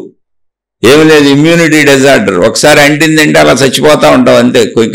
దిగజారిపోయి చచ్చిపోతావు. ఎక్కడి నుంచి వచ్చింది? HIV AIDS అనేది కుటుంబ జీవితానికి భిన్నంగా రకరకాల స్త్రీ పురుషులతో అనేక మందితో విశృంఖలంగా తిరగటం వలన వచ్చే జబ్బు అది. ఇప్పుడు వ్యాధులు ఎక్కడి నుంచి వస్తున్నాయంటే ధర్మం తప్పటం వలన. అలాగే భయాలు, బాధలు, ఒత్తిళ్లు, స్ట్రెస్లు, అనేక రకాలైనటువంటి మానసిక సంఘర్షణలు, ఇవన్నీ అసలు ఎందుకు వచ్చినాయి? మనిషికి లేవే, ఉండవే. ఇప్పుడు ఎక్కడైనా ఏ పక్షి అయినా నేను స్ట్రెస్కు లోనవుతున్నాను, నేను బాధకు లోనవుతున్నాను, ఒత్తిడికి లోనైపోతున్నాను, పశుపక్షాలు ఏవైనా సరే భయాలకు లోనైపోతున్నాం, కంపించిపోతున్నాం అనుకుంటాయా? నేను అప్పుడప్పుడు బజార్లు వెళ్ళినప్పుడు చూస్తుంటాను, నడి రోడ్డు మీద అడ్డంగా అలా పడుకొని ఉంటాయి ఆవులు. కొన్ని వందల ఊళ్ళల్లో చూశాను. వాటిని చూడకుండా రాత్రిపూట వాహనాలతో గుద్ది చంపేస్తున్నారంటే వాటికి తెలియదు కదా రోడ్డు అని చెప్పి అనేక మంది ఈ గో రక్షణ, జంతు రక్షణ వాళ్ళు కుక్కల మెడల్లో, ఈ ఆవుల మెడల్లో, రోడ్ల మీద తిరిగేటువంటి అనేక జంతువుల మెడల్లో మెరిసేటువంటి నైట్ పూట మెరిసేటువంటి రేడియం ఇవి వేస్తున్నారు. అంటే అక్కడ ఉన్నాయి కనపడతాయని. పట్టపగలైతే అలా దర్జాగా నుంచుంటాయి నడి రోడ్డు మీద, మనుషులందరూ పక్క నుంచి పోవాల్సిందే. అంత ట్రాఫిక్. అసలు దానికి భయం వేసిందా, బాధ వేసిందా, దుఃఖం వేసిందా, కష్టం వేసిందా, వణికిపోయిందా అదేమన్నా? అసలు కూర్చొని చోటు కూర్చొనే ఉంది ఆవు. నడి రోడ్డు మీద సెంటర్లో ఎన్ని ఆవులు తగులుతాయో అలా కూర్చొని ఉంటాయి. వాహనాలన్నీ పక్క నుంచి పోతూ ఉంటాయి, లేవని కూడా లేవదు. కొన్ని పెద్ద పెద్ద ఆవులు పెద్ద పెద్ద అనుకుంటున్నారు, కాదు చిన్న లేక దూడలు కూడా అలా కూర్చొని ఉంటాయి. ఎందుకని వాటికి భయం తెలియదు, బాధ తెలియదు, హాయిగా ఉన్నాయి అంతే. మరి నీకు భయం, బాధ, దుఃఖం, కష్టం, ఇబ్బంది, ఒత్తిడి, స్ట్రెస్, అనేక జబ్బులు, రోగాలు, మానసిక రోగాలు, స్లీపింగ్ పిల్స్, సైకలాజికల్ డాక్టర్లు, సైకియాట్రిస్టులు లక్షల మంది వచ్చేసారు మానవ జీవితంలోకి. ఇప్పుడు డాక్టర్ల పేరు మీద రోగాలు నయం చేసేవాళ్ళు, శారీరక రోగాలు నయం చేసేవాళ్ళు, మానసిక రోగాలు నయం చేసేవాళ్ళు ప్రపంచవ్యాప్తంగా 800 కోట్ల మంది మానవులు ఉంటే అసలు ఒక 80 కోట్ల పైన డాక్టర్లు ఉండి ఉంటారు. ఇంకా ఎక్కువ ఉన్నారేమో నాకు తెలియదు, నేను అజ్ఞానంతో చెప్పిన లెక్కది. ఏ రకమైన అసలు ఇన్ని నీకు ఎందుకు వస్తున్నాయి? ఎందుకు వస్తున్నాయి అంటే నిరంతరం నేను నేను నేను పక్కోడు కూడా నాకు లేదు. ఆధ్యాత్మికత అంటే ఏంటో తెలుసా? కొత్త విషయం కాదు, నిజం, సత్యం. అందరూ నీలాంటి వాళ్ళు అయినప్పుడు, నీకు ఆ జ్ఞానం ఉన్నప్పుడు, ఇంట్లో నీ భార్యనైనా, ఇంట్లో నీ భర్తనైనా, ఇంట్లో నీ కుటుంబ సభ్యులనైనా, బయట మనుషులనైనా, నీకు నువ్వు ఎలా అన్నీ కావాలనుకుంటావో, నీకు అన్నీ ఎలా చేసుకోవాలనుకుంటావో, నీకు నువ్వు అన్నీ ఎలా పొందాలనుకుంటావో, నీకు నువ్వు ఎలా సుఖంగా, హాయిగా, సంతోషంగా, ప్రశాంతంగా జీవితం గడపాలనుకుంటావో వాళ్ళందరూ అలాగే అనుకుంటారన్న భావనతో వాళ్ళకి సహకరించు. వాళ్ళని ఇబ్బంది పెట్టకో, బాధ పెట్టకో, దుఃఖ పెట్టకో, కష్టపెట్టకో. ఇది దీంట్లో ఏముంది? ఇదే ఆధ్యాత్మికం. ఆధ్యాత్మికం అంటే సత్యం. నువ్వు తప్పుదోవలోకి వెళ్ళిపోవటం వల్ల ఆధ్యాత్మికం చాలా గొప్ప విషయం అయిపోయింది. అవో పెద్ద గొప్ప విషయంలాగా అది ఒక పెద్ద జ్ఞానంలాగా అయిపోయింది. ఏముంది జ్ఞానం ఇందులో? అందరూ నాలాంటి వాళ్ళు అనుకునేదానికి పెద్ద జ్ఞానం ఎందుకు? నీకున్న జ్ఞానం సరిపోదేంటి? ఏం కావాలి జ్ఞానం నీకు? ఆకాశం నుంచి చుక్కలు రాలిపడాలా ఇప్పుడు నీ జ్ఞానబోధ చేయటానికి? ఏముంది ఇందులో? కాదు, మనం అందరం నాశనం అయిపోయాం, స్వార్థంలో కూరుకుపోయాం, నీచులం అయిపోయాం, మోసగాళ్ళం అయిపోయాం, అన్యాయాలు అయిపోయాం, దగాకోరులం అయిపోయాం, అసత్యవాదులం అయిపోయాం, అధర్మపరులం అయిపోయాం, మొత్తంగా కలిపి అజ్ఞానం అయిపోయాం, క్షుద్రులం అయిపోయాం. భౌతికంలో అయితే క్షుద్రులు అంటే నీచులు, నీచాతి నీచులు. అదే ఆధ్యాత్మికంలో అయితే ఆ క్షుద్రులు అనేవాళ్ళు ఆధ్యాత్మిక ఉపాసనలు కలిపారు దానికి, అందుకని క్షుద్రోపాసనలు అంటారు వాటిని. అటువంటి వాళ్ళు అసలు కనపడితే వాళ్ళ వైపు మీరు చూశారంటేనే మహాపాపం. ఇంకా మీరు వాళ్ళ వైపు వెళ్ళి వాళ్ళ చేత అన్ని చేయించుకుంటున్నారంటే ఎంత నీచులో చూడండి మీరు. అటువంటి వాటిని ప్రమోట్ చేస్తున్నారంటే ఇంకా వాళ్ళు ఎంత దారుణమైన వాళ్ళు చూడండి. ఏంటండి ఇది? ఒక సహజ లోకం అండి. దేవుడు అనే వ్యవస్థని, దైవశక్తి అది. దేవుడు ఎవరు లేరు ఇక్కడ, దైవశక్తి. మరి ఎందుకంటే దేవుడని పూజించుకుంటున్నాం? ఇప్పుడు ఈవిడే అడిగారు కదా రమణ మహర్షి, రామకృష్ణ పరమహంస అని. అంటే కాదు నాయన, మనిషిగా పుట్టి తన అనంతత్వాన్ని తెలుసుకున్న ఎవరినైనా దేవుడని పిలుస్తాం మనం. ఎందుకని? ఎవరికైతే తన లోపల ప్రాణశక్తి, తన అనంత ఆత్మశక్తి ఎరుక కలిగిందో వాళ్ళ మానవ స్థాయి నుంచి ఎదిగిపోయారు. జ్ఞాన స్థాయి పైకి వెళ్ళినాక ఇంకేం లేదు, దైవత్వమే. ఆకారంలో ఉన్నారు కాబట్టి దేవుడు అంటాం. ఆ ఆకారం మనకు తెలుసు కాబట్టి ఆ ఫోటోలు పెట్టుకున్నాం, ఆ మూర్తులు పెట్టుకున్నాం, ఆ విగ్రహాలు చేసుకున్నాం. అనేక సృష్టి శక్తులకి సింబాలిక్గా పూర్వీకులైనటువంటి మహాత్ములు కొన్ని రూపాలు తయారు చేశారు మనిషికి అర్థం అవటం కోసం. అంతకు మించి ఇక్కడ ఏ విశేషత లేదు అసలు. ఆధ్యాత్మికతని అనేక రకాల మానసికమైనటువంటి వ్యాధిగ్రస్తులు వచ్చి దీన్ని చిత్తడిగా రకరకాలు చేసేసి, అద్భుతాలు మాయలు కల్పించేసి, లేనివన్నీ దాంట్లో పెట్టేసి వీళ్ళంతా క్షుద్రులు. ఎందుకంటే ఉండవు అసలు. ఎలా ఉంటాయి? ఉన్నదంతా ఒకే ఆత్మశక్తి, ఉన్నదంతా ఒకటే. పోనీ ఆత్మశక్తి అని మీకు అర్థం కాలేదా? మీది ఇంకొక మతమా? దేవుడు అంటారా మీరు? దైవశక్తి అంటారా? మీ దేవుడే కరెక్ట్ అంటారా? ఓకే, పోనీ ఉన్నదంతా ఆ దేవుడే ఉన్నప్పుడు చెడ్డది ఎలా ఉంటుంది? ఒకడే దేవుడు ఉంటే చెడు ఎలా ఉంటుంది? దేవుడికి భిన్నంగా ఇంకోటి ఎలా ఉంటుంది? అందుకని ఆ భిన్నత్వం దేవుడు అన్నప్పుడు రూపం వస్తుంది, భిన్నత్వం వస్తుంది. కాబట్టి మహాత్ములు చక్కగా ఉన్న శక్తిని ఉన్నట్టు చెప్పారు. అదే అనంత ఆత్మశక్తి, నీలో ఉన్న ప్రాణశక్తి. కాబట్టి భిన్నత్వం సృష్టించే వాళ్ళందరూ మిమ్మల్ని మోసం చేస్తున్నారు. అది ఆధ్యాత్మికతలైన భౌతికతలైన. భౌతికతలో వాళ్ళని చెడ్డవాళ్ళు అంటాం, ఆధ్యాత్మికతలో వాళ్ళని క్షుద్రులు అంటాం. క్షుద్రులు అంటే ఏంటో తెలుసా? క్షుద్రోపాసనలు. అంటే ఆధ్యాత్మికత భక్తి మొత్తం ఏంది? ఉపాసనతో నడుస్తుంది. అదే మతంలో అయినా అంటే ఏదో ఒక క్రియ చేస్తూ ఉంటారు వాళ్ళు. దైవీపరమైన క్రియగా పేరు పెట్టి చేస్తూ ఉంటారు. అందుకని ఈ క్షుద్రమైన వాళ్ళందరూ క్షుద్రోపాసనలు చేస్తారు. అలాగే ఉంటాయి. దానికి అనేక రకాల కల్పితాలు కల్పించేస్తారు, మహిమలు మాయలు అద్దేస్తారు. అటువైపు వెళ్ళకండి. అలా ఉండదని మీరు మోసపోయినాకైనా తెలుసుకుంటారు. సహజత్వానికి మించింది ఏది లేదు. సహజత్వం ఏంటి? మంచి. ఆ మంచే ప్రకృతి నీకు అన్ని మంచిగా సమకూర్చి నిన్ను బతికిస్తుంది.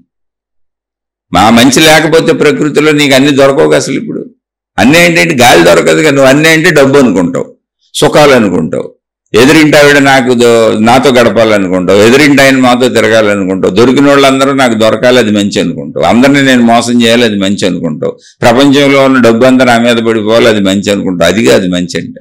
మంచి అంటే జస్ట్ ఉండటానికి అవసరమైనవి దొరకటం అంతే.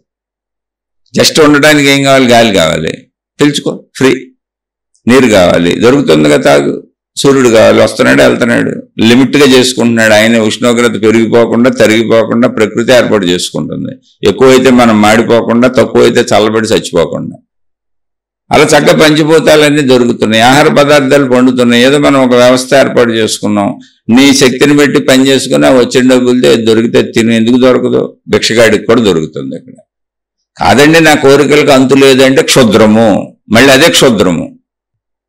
క్షుద్రం హృదయ దౌర్బల్యం అని చెప్పాడు ఆయన.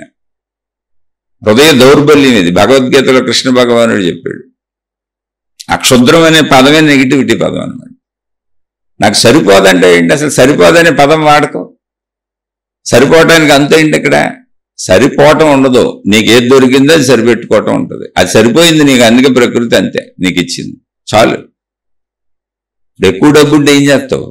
100 కార్లు ఉంటే ఏం చేస్తావు? 1000 హెలికాప్టర్లు ఉంటే ఏం చేస్తావు? ఒకసారి ఆలోచించుకు ఏం చేస్తావని. చేయటానికి ఏమీ లేదు. అందరం అదే శరీరం, అదే చావు, అదే బ్రతుకు. ఒక సత్యతని అంగీకరించడం నేర్చుకో. అదే ఆధ్యాత్మికము అంటే. కొత్తగా కనుగొనేది కాదు. సృష్టిలో ఉన్న ధర్మము మంచి, అంతే. నువ్వు ఆ మంచిని తప్పావు కాబట్టి ఆధ్యాత్మికతను గొప్పగా చెప్పాల్సి వస్తుంది. అది ప్రాబ్లం అయింది. వాళ్ళ మహాత్ములు దేవుళ్ళు చేసి నీకు చెప్పాల్సి వస్తుంది. ఏంటి? ఆ మంచిగా బతికిన వాళ్ళని, అసామాన్యంగా బతికిన వాళ్ళని, అసహజంగా బతికిన వాళ్ళని. సరే, ఇప్పుడు అసలు విషయంలోకి వెళ్దాం. ఇప్పుడు రమణ మహర్షి, రామకృష్ణ పరమహంసే కాదు, ఎవరైనా సరే మహాత్ములుగా దేవుళ్ళుగా కీర్తించబడుతున్న వాళ్ళందరూ భూమి మీద శరీరం ధరించి, వాళ్ళకి మనకి ఏంటి తేడా అంటే, మనకి శరీరము మనసే తెలుసు. వాళ్ళు శరీరానికి మనసుకి ఆధారమైన ప్రాణశక్తిని కూడా తెలుసుకున్నారు శరీరంతో ఉండగానే. ఫస్ట్ పాయింట్ ఇది, బెస్ట్ పాయింట్. ఇది గుర్తుపెట్టుకోండి. తెలుసుకున్నాక ఏమైంది? శరీరాన్ని మర్చిపోయారా? మనసును మర్చిపోయారా? లేకపోతే ప్రాణశక్తిలో ఉండిపోయారా? కాదు. మనకి 2 అవస్థలు తెలుసు. ఏంటి? శరీరము, మనసు. ఇప్పుడు శరీరం మేలకుండా కూర్చున్నాం, మనసులో ఆలోచనలు వస్తూ ఉంటే చూడండి, అలా ఆలోచించుకుంటూ కూర్చుంటూ ఉంటాం. చేయాల్సిన వచ్చినప్పుడు శరీరాన్ని కదిపి చేసుకుంటూ ఉంటాం. శరీరాన్ని కదిపి చేయకపోయినా అలా ఆలోచించుకుంటూ కూర్చుకుంటూ ఊహించుకుంటూ, కొంతమంది ఊహల్లో భయపడతారు, ఊహల్లో ఆనందపడతారు, ఊహల్లో దుఃఖపడతారు. స్ట్రెస్, ఒత్తిడి, టెన్షన్, డిప్రెషన్ ఇవన్నీ ఊహలే. శరీరంతో ఏమి ఉండదు. లోపల కుంగిపోయి కుసించిపోతుంటారు. ఊహలే అన్ని, మొత్తం మానసిక జబ్బులే. ఆత్మహత్యల దాకా వెళ్ళిపోతారు. లాస్ట్ స్టేజ్లో ఈ దరిద్రాలన్నీ ఏం చేస్తాయంటే శరీరాన్ని కదిపి ఇక నువ్వు బతకలేవులో చచ్చిపోని చెబుతాయి. వాళ్ళు ఆత్మహత్య ప్రయత్నాలు చేస్తారు. దానికంటే దరిద్రం ఏమైనా ఉందా? ఇదే క్షుద్రం. అంటే నీకే నువ్వు క్షుద్రం చేసుకున్నావు. నీ పట్ల నువ్వు చెడు అలా ఉంటుంది. అది కాదు ఇక్కడ. మనకు తెలిసింది శరీరము, మనసు. వాళ్ళకి తెలిసింది శరీరము, మనసు, ఈ రెండింటికి ఆధారమైన ప్రాణశక్తి. ప్రాణశక్తి కూడా తెలిసింది అంటే 3 తెలుసు వాళ్ళకి. 3 స్థితుల్లో ఉన్నారు ఇప్పుడు వాళ్ళు. ఒకటి, వాళ్ళ మొట్టమొదటి స్థితి ఏంటి? వాళ్ళకి నేను అనంత ఆత్మశక్తిని అని. మనకు మొట్టమొదటి స్థితి ఏంటి? నేను శరీరాన్ని అని. వాళ్ళకి రెండవ స్థితి ఏంటి? నేను మనసుని అని. మనకు రెండవ స్థితి ఏంటి? నేను మనసుని అని. మనసు వస్తే శరీరాన్ని కదుపుతాం. వాళ్ళకి మొట్టమొదటి స్థితి నేను అనంత ఆత్మశక్తిని అని, జీవన్ముక్తుడను జీవన్ముక్తురాలను అని. రెండవ స్థితి నాకు మనసు ఉంది అని. ఆ మనసు చెప్పుద్ది నాకు శరీరం ఉంది అని. అంటే ఈ శరీరాన్ని నేను ధరించున్నాను, ఈ శరీరం పేరుది, ఈ శరీరం ఊరిది, ఈ శరీరం ఇలా ఉంది, ఈ శరీరానికి కావాలి, ఈ శరీరానికి ఆహారం కావాలి, కాలకృత్యాలు తీర్చుకోవాలి, నిద్రపోవాలి, ఇదంతా మనసు. కానీ నేను అనంత ఆత్మశక్తిని అనేది వాళ్ళ మొట్టమొదటి స్థితి. రెండవ స్థితి మనసు, మూడవ స్థితి శరీరం. మనసు శరీరాన్ని గుర్తు చేస్తుంటుంది, దానికి అవసరమైనవి చేసుకుంటూ ఉంటారు. కానీ మొదటి స్థితిలో ఎప్పుడూ ఉంటారు. మిగిలిన రెండు స్థితులు పనిచేయవా? బ్రహ్మాండంగా పనిచేస్తాయి. ఎందుకు పనిచేయవు? మూడు స్థితులు ఏకకాలంలో పనిచేస్తున్నాయి వాళ్ళకి. ఎలా? మనకి మనసు శరీరం ఏకకాలంలో పనిచేస్తున్నాయి. అది అంతే తప్ప వాళ్ళకి దేహభావన పోవటం అంటే లేదు, ఎగిరిపోయిందని కాదు. అంతకంటే గొప్ప భావన తెలిసింది. నేను అనంత ఆత్మశక్తి అనే భావన వాళ్ళకి ఫస్ట్ భావన అయింది. నేను మనసు అనేది రెండో భావన అయింది. నేను శరీరం అనేది మూడో భావన అయింది. అంటే శరీరం మూడో స్థితిలోకి వచ్చింది. మనకి శరీరం మొదటి స్థితిలో ఉంది. నేను అనంత ఆత్మశక్తిని అని మనకు తెలియదు. అందుకని ఎవరైతే నేను అనంత ఆత్మశక్తిని తెలుసుకున్నారో వాళ్ళని అనుసరిస్తే నువ్వు కూడా తెలుసుకోవచ్చు. అది నీలో ఉన్న ప్రాణశక్తే. వాళ్ళు నీలాంటి మనుషులే, నీలాగా శరీరం ధరించారు, నీలాగానే వచ్చారు. నువ్వు వాళ్ళని అనుసరించు. అనుసరించాలంటే గౌరవంగా అనుసరించాలి, ప్రేమగా అనుసరించాలి. వాళ్ళ పట్ల ఆరాధనాభావంతో, వినమ్రతతో, దయతో, వాళ్ళు మన పట్ల దయ కలిగేలా, దయను పెంపొందించుకునేలా వాళ్ళని అనుసరించాలి నువ్వు. అంతే తప్ప గర్వాహంకారాలతో నీ పెళ్ళాం దగ్గర ఉన్నట్టు, నీ మొగుడు దగ్గర ఉన్నట్టు, నీ కొడుకు దగ్గర ఉన్నట్టు ఉంటే వాళ్ళు సత్యం చెప్పరు. దానికి చెప్పారు, తద్విద్ధి ప్రణిపాతేన పరిప్రశ్నేన సేవయా ఉపదేక్షంతితే జ్ఞానం జ్ఞానినా తత్వదర్శిన. భగవద్గీతల శ్లోకం ఇది. తద్విద్ధి ప్రణిపాతేన, అటువంటి మహాత్ముల దగ్గరికి వెళ్ళి, ప్రణిపాతం అంటే సాష్టాంగ నమస్కారం చేసి, పరిప్రశ్నేన సేవయా. పరిప్రశ్న అంటే ఏంటి? అయ్యా నా అవసరం కోసం అడుగుతున్నాను తప్ప మీకు తెలుసా లేదా అని అహంకారంతో అడగట్లేదు. నాకు అర్థం అవ్వక అడుగుతున్నాను, వినయంతో అడుగుతున్నాను. నన్ను కొంచెం నా మీద దయ చూపించి, కరుణ చూపించి ఆ జ్ఞానాన్ని నాకు చెప్పండి అని ప్రశ్నించాలి. ఎలా? సేవిస్తూ, సేవయా, సేవక భావంతో. అంటే ఒక యజమాని దగ్గర సేవకుడు ఎలా ఉంటాడో అలా. ఎందుకని అహంకారం తడితే ఎవరు చెబుతారు చెప్పండి? అంతకు మించే ఏమి లేదు అక్కడ. ఊరికనే దాని అర్థం అది, అంత వినమ్రంగా ఉండని. అయితే వాళ్ళు ఎందుకు చెప్పరు అంటే, అసలు వాళ్ళకి మానవ భావం ఉంటే అన్నీ చెబుతారు. ఇప్పుడు మానవ భావంలో చూడండి, స్నేహితులు తిరుగుతారు, సినిమాలు చెప్పుకుంటారు, షికారులు చెప్పుకుంటారు, ఆడిడి మీద తంపులు చెప్పుకుంటారు. వాళ్ళ వార్తలు వీళ్ళ వార్తలు తెలుసుకొని ప్రత్యేకంగా ఫోనులు చేసి మరే పక్క వాళ్ళకి చెబుతూ ఉంటారు. వాళ్ళు అలా చేశారు, వీళ్ళు ఎలా చేశారు. నిత్యం న్యూస్ పేపర్లు, న్యూస్ ఛానల్స్ చేసే పని ఏంటి? అసలు మనకి విషయాసక్తి. మహాత్ములకి అసలు విషయాసక్తి, దేహభావం లేదు, ప్రాపంచిక భావం లేదు. నేను అనంత ఆత్మశక్తి అన్న ఎరుకలోకి వెళ్ళిపోయారు. మూడు స్థితులు ఉన్నాయి, కానీ మొదటి స్థితి ఆ ఎరుక. ఇది తగ్గిపోయినాయి. అందుకని వాళ్ళకి ఏదో చెప్పాలని అనిపించదు. అందుకని నువ్వు వెళ్ళి వాళ్ళని బతిమిలాడి వాళ్ళని ఎలాగోలా దేహభావంలోకి తెచ్చుకొని మనోభావంలోకి తెచ్చుకుంటే నువ్వు, వాళ్ళు ఆ అనుభవాన్ని ఎలా పొందారో వాళ్ళకి తెలుసు కనుక దేహభావంలోకి మనోభావంలోకి దిగొస్తేనే అది నీకు చెప్పగలరు. వాళ్ళు ఎలాగో వాళ్ళ శరీరం ఉంది కదా, శరీరం నిలుపుకోవడానికి, కాలకృత్యాలు తీర్చుకోవడానికి, స్నానపానాదులకి, ఆహారం తినడానికి దేహభావంలోకి మనోభావంలోకి వస్తారు కదా. అలాగే నువ్వు కొంచెం వినయంగా మంచిగా ఉండి వాళ్ళని ఇబ్బంది పెట్టకుండా, వాళ్ళకి నీ మీద ప్రేమ కలిగేలా, పాపం చెబుదాంలే వీళ్ళకి కూడా మనకు తెలిసింది, వీళ్ళకి తెలియక బాధపడుతున్నారు అనేటువంటి భావాన్ని కలిగించి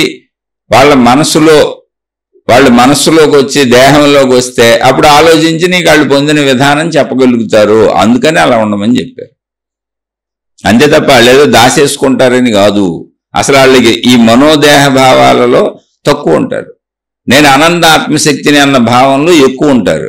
అందుకని కిందకు వచ్చి ప్రత్యేకంగా ఏదో చెప్పాలని వాళ్ళకి అనిపించదు. అలా ప్రత్యేకంగా చెబుతూ దేశాలు పెట్టుకు తిరుగుతున్నారంటే అసలు వాళ్ళకి ఆత్మజ్ఞానం తెలియదని అర్థం. మీరు చూడండి, ఆత్మానుభూతిని పొందిన ఎవరు ఎక్కడికే కదలలేదు. అసలు రమణ మహర్షిని ఒక ఆయన అడిగాడు కూడా వచ్చి, రమణ మహర్షిని ఒక ఆయన అడిగాడు, ఏమంటే ప్రపంచంలో ఎంతో మంది మీ దగ్గరకు వస్తున్నారు, మీ దగ్గర ఎంతో అద్భుతమైనటువంటి జ్ఞానం ఉంది, మీ బోధలకు ఆకర్షించబడి విదేశాల నుంచి కూడా వస్తున్నారు, మీరెంత మహిమాన్వితమైన వ్యక్తి కదా, ఇక్కడ మేలు గోసి పెట్టుకొని ఇక్కడ కూర్చోపోతే అరుణాచలంలో ప్రపంచం అంతా తిరిగి ప్రజలకు మేలు చేయొచ్చు కదా, అక్కడికి వెళ్ళి మీ బోధలు ఇవన్నీ ప్రపంచం మొత్తం తిరిగి చెప్పొచ్చు కదా అని అడిగాడు అతను. ఆయన మౌనంగా ఉన్నారు, సమాధానం చెప్పలే ఆయన. చెప్పినప్పుడు మనం ఆ చనువు ఇది ఇంకా రెట్టించి అడుగుతూ ఉంటాం. మన సామాన్యులం కాదుగా, మనం మూర్ఖత్వంలో మనం మించిన వాళ్ళే ఉండరు. వాడు ఇంకా అడిగాడు, పోను ఒక పని చేయండి స్వామి, మీకు అలా తిరిగి చెప్పడం ఇష్టం లేకపోతే మీ శక్తులు మీ జ్ఞానము మీ దగ్గర ఉన్న మహిమలు గేహిములు అన్నీ నాకు ఇచ్చేసేయండి, ఆ మాయలు నేను పట్టుకు తిరిగి చెబుతానన్నాడు. అదిగో ఈ తిరిగే బ్యాచ్ అంతా ఆడలే, మీరు చూసుకోండి. అక్కడే నేను ఎవరిని విమర్శించట్లా, అస్సలు విమర్శించట్లే, నేను సత్యం చెబుతున్నా. అడిగాడు వెళ్ళి డైరెక్ట్గా. అప్పుడు ఆయన చిరునవ్వు నవ్వి, నాయన ఈ శరీరంతో ఇలా ఉండవలసిన అవసరమే నాకు లేదు, ఈ శరీరం ధరించి ఇలా ఉన్నాను, అది మీకోసమే, నేను ఇలా ఉండటమే చేయటం అన్నారు ఆయన. నేను చేయటం లేదని నేను ఎందుకు అనుకున్నావు, నేను ఇలా ఉండటమే చేయటం. ఎందుకంటే అనంత ఆత్మస్వరూపుడునైన నేను, ఆ భావం నాకు తెలిసినా ఆ భావం కలిగినా ఇంకా శరీరం ధరించి మీ మధ్య ఉంటూ మీకోసమే ఈ గోచి పెట్టుకొని ఇక్కడ కూర్చొని ఉన్నాను. జీవన్ముక్తుడు ఎలా ఉంటాడో మీకు చూపించడం కోసం ఉన్నాను. ఇలా జీవన్ముక్తుడు ఇలాగే ఉంటాడు, ఆ భావం తెలిసిన వాడు ఇలాగే ఉంటాడు, వాడు దేశాలు పెట్టుకు తిరగడు. ఎందుకంటే ఆ దేశాలు ఉన్నాయని, నాకంటే తక్కువ వాళ్ళు ఉన్నారని, నా అనంత ఆత్మశక్తి ఏకభావన కలిగినాక ఇన్ని భావాలు ఎక్కడి నుంచి వస్తాయి? రావు కదా. అందుకని నువ్వు వాళ్ళని సేవించి వాళ్ళ దగ్గరికి వెళ్ళి వాళ్ళని మనోభావంలోకి శరీర భావంలోకి దింపుకో. ప్రేమతో నీకు చెప్పాలనిపించేలా వాళ్ళ దగ్గర ఉండు. ఆ ప్రేమ భావన కలిగినప్పుడు వాళ్ళ కిందకి దిగినప్పుడు వాళ్ళకి ఆలోచన వస్తుంది, అరే ఇంతకు ముందు మనం కూడా శరీరంతో ఉన్నాం కదా, శరీరంతో ఉన్నప్పుడు ఇలా అనిపిస్తుంది కదా, మనం అనంత ఆత్మభావాన్ని పొందాం కదా, అది మనకు తెలుసు కదా, ఆ దారి మనకు తెలుసు కదా, ఆ దారి వాళ్ళకి చెబుదాం అనిపించి నీకు చెబుతారు అని చెప్పారు. అందుకని మనం వాళ్ళని ఆరాధిస్తూ ఉంటాం. అయితే అలా ఆరాధిస్తున్నప్పుడు తెలుసుకోవాల్సిన విషయాలు ఏంటంటే, వాళ్ళకి శరీర భావం లేదు అనుకోబాకండి, చాలా తప్పు. ఇప్పుడు మన సోదరు రాసింది అది రమణ మహర్షి, మళ్ళీ చరిత్రలు చదువుకోండి. ఆయన అవసరమైనటువంటి శారీరకపరమైనటువంటి అవసరార్థం పనులన్నీ చేసుకున్నారు. అంటే మందులు వాడారు. మందులు వాడకపోతే 3 సార్లు ఆపరేషన్ ఎలా చేస్తారండి? కరక్కాయలు తెప్పించుకునేవాళ్ళు, ఏదన్నా వచ్చినప్పుడు నిమ్మకాయ పచ్చడి వేసుకు తింటే పైత్యం పోద్దనేవాళ్ళు, అలా రకరకాలు చెప్పేవాళ్ళు ఉంటాయని చదవాలి, చదివితే తెలుస్తుంది. చాలా క్షుణ్ణంగా వాళ్ళ చరిత్రలో మహిమలు మాయలుగా కాకుండా, అద్భుతాలు గొప్పవాళ్ళని కాకుండా మీరు చదివితే వాళ్ళల్లో సహజత్వం, మనలాంటి సహజత్వం బోల్డ్ కనపడుతుంది. అయితే వాళ్ళకే మనకి అంటే శరీరపరమైన సహజత్వం, వాళ్ళకే మనకి ఉన్న తేడా ఏంటంటే, నేను అనంత ఆత్మశక్తిని అనేటువంటి జ్ఞాన భావంలో తేడా ఉంది. అది అసలు మనకి లేదు, అది వాళ్ళకి సంపూర్ణంగా ఉంది. వాళ్ళ మొట్టమొదటి భావన అది, మొదటి స్థితి అది.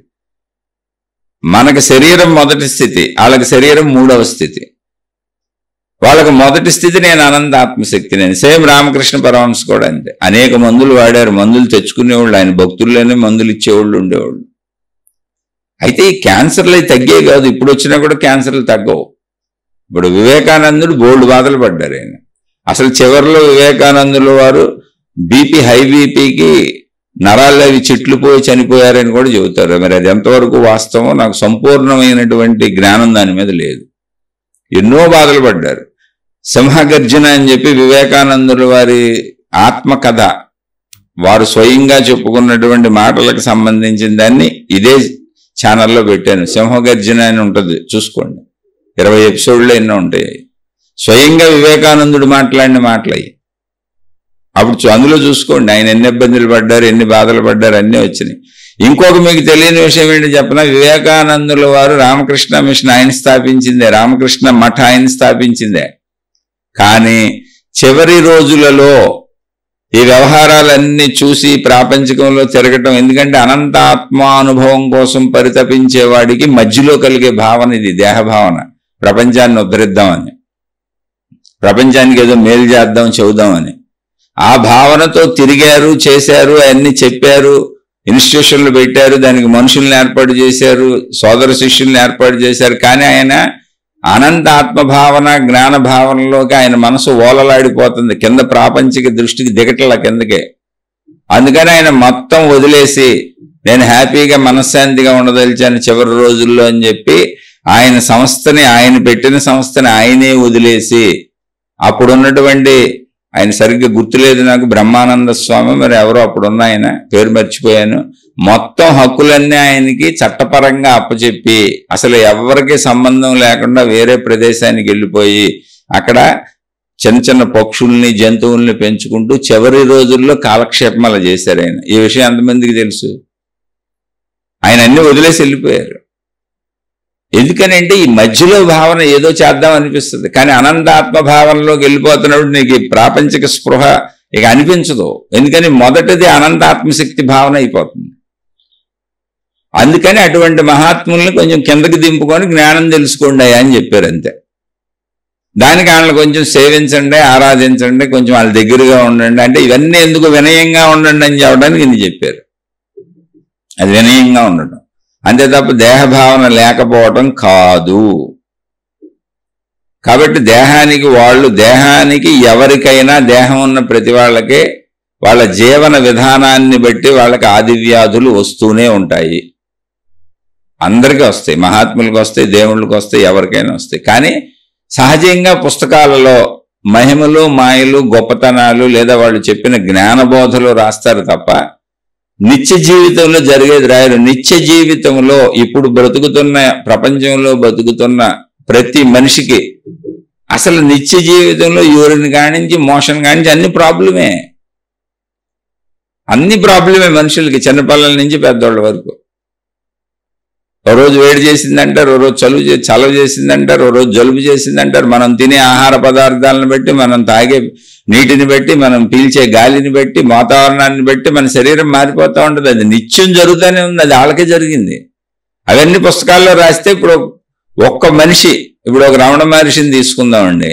ఒకరోజు ఉదయం ఆయన లేచిన కాడి నుంచి ఒకరోజు రాత్రి ఆయన నిద్రపోయే వరకు ప్రతిదీ, ఎప్పుడు లేచారు, కళ్ళు తెరిచారు, తల ఎడం పక్కకి తిప్పారు, కుడి పక్కకి తిప్పారు, ఫలానా విషయం చూశారు, ఫలానా మాట్లాడారు, ఇదిగో బాత్రూంలోకి ఇప్పుడు వెళ్ళారు, మూత్ర విసర్జనకి వెళ్ళారు, ఎంతసేపు మూత్ర విసర్జన చేశారు, ఇదిగో మల విసర్జనకి వెళ్ళారు, ఎంతసేపు మల విసర్జన చేశారు, ఇదిగో స్నానానికి వెళ్ళారు, ఎంతసేపు స్నానం చేశారు, ఇదిగో తిండికి వచ్చారు, టిఫిన్ చేయడానికి వచ్చారు, లేదా ఉదయం కాఫీ తాగారు, ఎంత కాఫీ తాగారు, ఎంతసేపు కాఫీ తాగారు, ఎంత వేడిగా తాగారు, ఇదిగో టిఫిన్ ఫలానా రకాల పదార్థాలు తిన్నారు, ఎంతసేపు తిన్నారు, ఎన్ని పదార్థాలు తిన్నారు, ఇలా మొత్తం ఉదయం నుంచి సాయంత్రం వరకు ఆయన ప్రతి చర్యని రాయమనండి. ఆలోచనలు తెలియదుగా మనకు ఎలాగో తల్లయి, ఓన్లీ ఆయన కదలికలు రాయమనండి. ఇంత నడిచారు, ఇలా కూర్చున్నారు, ఇలా ఉన్నారు, అవి రాయమనండి. మనం అవన్నీ చేస్తాంగా. ఒక రోజుది ఒక పుస్తకం అవుద్ది, ఒక రోజుది ఒక పుస్తకం అవుద్ది. ఒక రోజు ఒక పుస్తకం అయిపోద్ది, 400-500 పేజీల పుస్తకం. కావాలంటే మీరు మీ దినచర్య రాసుకు చూసుకోండి ఊరికి. అప్పుడు ఆ మహాత్ముల గురించి మరి సహజత్వం రాయాలంటే ఒక రోజుకు ఒక పుస్తకం అనుకుంటే ఆయన 80 ఏళ్ళు బతికారు అబ్బాయి. అందులో పోయిన ఒక 15-20 ఏళ్ళు తీసేయండి. ఆయన కొంచెం పాపులారిటీలోకి వచ్చి చిన్న వయసు అయిపోయి ఇక్కడికి వచ్చి 60 ఏళ్ళ ప్రజల్లోనే ఉన్నారు ఆయన. ప్రజలు ఆయన చూస్తూనే ఉన్నారు, ప్రజలతోనే గడిపారు. స్నానపానాదులు అన్నీ చేశారు, శరీరం నిలబడింది, ఆహారం తిన్నారు, ఎన్నో చేశారు. బోధలతో పాటు సహజ జీవితం అంతా సాగింది. ఎన్నో ఆదివ్యాధులకు లోనయ్యారు. అన్నీ రాస్తే రోజుకో పుస్తకం చొప్పున సంవత్సరానికి 365 పుస్తకాలు. 365 పుస్తకాలు ఇంటూ 60 సంవత్సరాలు వేసుకోండి, ఇక లెక్కేసుకోండి ఎన్ని పుస్తకాలు ఒక మహాత్ముడి గురించి. అది కూడా తక్కువే. ఆయన ఆలోచనలు, ఆయన అంతర్భావాలు కూడా రాయాలంటే అసలు ఒక రోజుకి ఎన్ని పుస్తకాలు అవుతాయో తెలియదు. కానీ అవి మనకు తెలియదుగా. ఆయన అడిగితే చెబుతారు కొంతవరకు, మిగిలినవి తెలియదుగా. ఇది మనకు తెలిసింది ఏంటి, ఏదో ఒక పుస్తకం ఎవరో రాస్తే ఆ ఒక్క పుస్తకం చదివేసి మొత్తం ఆయన గురించి తెలిసిపోయింది అనుకొని వాళ్ళని తీసుకెళ్లి ఆకాశంలో పెట్టి దేవుణ్ణి దేవతల్ని చేసేసి వాళ్ళకి మనలాగా శారీరకపరమైన ఏమీ ఉండవు అనుకొని మనమే భావించేసుకొని మనకు నచ్చిన కల్పనలు కథలు చెప్పుకుంటూ ఉపన్యాసాలు చెప్పుకుంటూ ప్రచారాలని రోడ్ల మీద పడ్డాం. ఎందుకు ఉండవండి? రమణ మహర్షికి 3 సార్లు మత్తు లేకుండా ఆపరేషన్ చేశారు ముర్రు అని నేనే 1000 సార్లు చెప్పాను. ఎన్నోసార్లు ఆయనకి మోకాళ్ళ నొప్పులు, కాళ్ళు చాపు కూర్చునేవాళ్ళు. ఆయన చరిత్రలు చదివితే కొద్దిగా తగిలినాయి అక్కడక్కడ, ఇంకా ఎన్ని వచ్చినాయో మనకు తెలియదు. అవి అవన్నీ రాయలు ఎవరో, అవి రాయరు అసలు. ఎవరైనా రాసేవాళ్ళు జ్ఞానబోధలు రాస్తారు, ఏమన్నా మహిమలో మాయలు ఇంట్రెస్ట్ ఉన్నవాళ్ళు అవి రాస్తారు అంతే. దేవుడు అని కానీ మహిమలో మాయలు గొప్పతనాలు ఇవి ప్రకటించుకోవటమే అన్ని మతాలు. మా దేవుడే గొప్ప, మీ దేవుడు ఎలా గొప్ప, ఇదిగో ఇన్ని మహిమలు చేస్తాడు, ఇన్ని రకాలుగా కాపాడుతాడు, ఇన్ని రకాలుగా కాపాడాడు. మళ్ళీ ఆ కాపాడిన వాళ్ళందరూ వచ్చి సాక్ష్యాలు చెబుతారు అన్ని మతాల్లోనూ. స్టేజీల మీద చెప్పేది ఏంటి చెప్పండి? సాక్ష్యాలు కదా. మేము ఈ దేవుణ్ణి పూజించాం, ఈ గురువుని అనుసరించాం, కానీ మాకేమీ జరగలేదు అన్న స్టేజీల మీద ఎక్కిస్తారా, లేకపోతే మీకు యూట్యూబ్లో చెప్పిస్తారా, ఛానల్స్లో చెప్పిస్తారా, ప్రచారాలు చేయిస్తారా, పుస్తకాల్లో రాయిస్తారా? రాయించేది ఏంటి? జరిగినాయి. అసలు జరగకుండా ఎందుకుంటాయి? ఒక జబ్బు వచ్చినాక తగ్గకుండా ఎందుకుంటుంది? 100 మందికి జబ్బు వస్తే 80 మందికి తగ్గిపోద్ది, 90 మందికి తగ్గిపోద్ది. ఒక 10 మంది జబ్బు బారిన పడి చచ్చిపోతారు. ఈ 90 మంది గురుకృప, దైవ మహిమ, మత మహిమ అనుకుంటే ఏం చేయాలి చెప్పండి? దాన్ని ప్రచారం చేసుకుంటాం మేమంటే. ఎందుకు ఆ 10 మందిని కూడా బతికించండి. అప్పుడు అసలు మీరు చావకుండా ముందు ఎవరో గొడవ ఎందుకు? ఈ మహిమలు చేసేవాళ్ళు మీరు వృద్ధాప్యం రాకుండా మీరు చావకుండా ఇక్కడ ఉండిపోండి అందరు నమ్ముతారు కదా. అంటే నాలాంటి వాడిని వితండవాది అంటారు, ఇంకా గట్టిగా ఇవన్నీ చెబితే మూర్ఖుడు అంటారు, ఇక నా మీద దాడులు చేయటం మొదలు పెడతారు. కాదు నాయన, మనం మనుషులు మామూలుగా ఉందాం, సహజంగా ఉందాం, చెడు వైపు వెళ్లకుండా ఉందాం, మంచిలో ఉందాం. ఎందుకంటే మనుషుల మధ్య ఉన్న మనుషులు కాబట్టి, మనలాంటి మనుషులే అందరూ కాబట్టి. చెడు వైపుకి వెళ్తే ఎవరికి చెడు చేయాలి? నువ్వు ఇంకో మనిషికే చేయాలి కాబట్టి. ఇంకో మనిషికి చేస్తే అట్ట తప్పు కదా, అది నీకు ఎవరైనా చేస్తే బాధే కదా. అందుకని ఇక్కడ రమణ మహర్షి అయినా రామకృష్ణ పరమహంస అయినా ఎవరైనా శరీరం ధరించిన వాళ్ళు అన్ని బాధలు పడ్డారండి. మీరు కంచి పరమాచార్య స్వామి వారిని చూసారా? చివరిలో కళ్ళజోళ్ళు పెట్టు కనపడతారు. నేను వారిని తక్కువ చేయట్లేదండి. నేను చెప్పేది అదే, శారీరక ధర్మాలు శరీర ధర్మాలే, మనోధర్మాలు మనోధర్మాలే. కానీ ఆత్మానుభూతిని పొందిన మహానుభావుడు ఆయన, నడిచే దేవుడు అన్నారు ఆయన్ని, జీవన్ముక్తుడు ఆయన. నేను ఆయన స్థితిని ఎందుకు తగ్గిస్తాను? కానీ జీవన్ముక్త స్థితి ఒకటి ఉంది, నువ్వు సాధించుకోవాలా అని చెబుతున్నా. వాళ్ళకి మనకి తేడా చెబుతున్నా. శరీరం వాళ్ళదే మనది ఒకటే, మనోకదలికలు వాళ్ళమే మనవి ఒకటే, చర్యలన్నీ అందరికీ ఒకటే.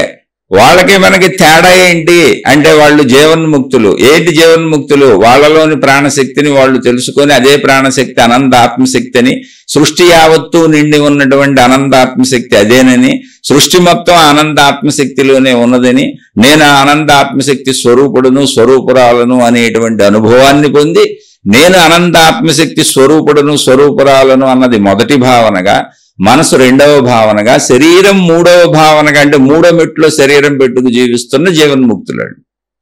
అందుకని శరీరానికి వచ్చేయన్నీ వచ్చినాయి వాళ్ళకే, బాధలు పడ్డారాళ్ళు, కానీ మూడవ స్థానంలో ఉన్నాయి.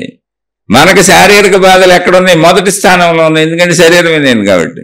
శారీరక సుఖాలు ఎక్కడున్నాయి? మనకి మొదటి స్థానంలో ఉన్నాయి, ఎందుకంటే శరీరం నేను కాబట్టి.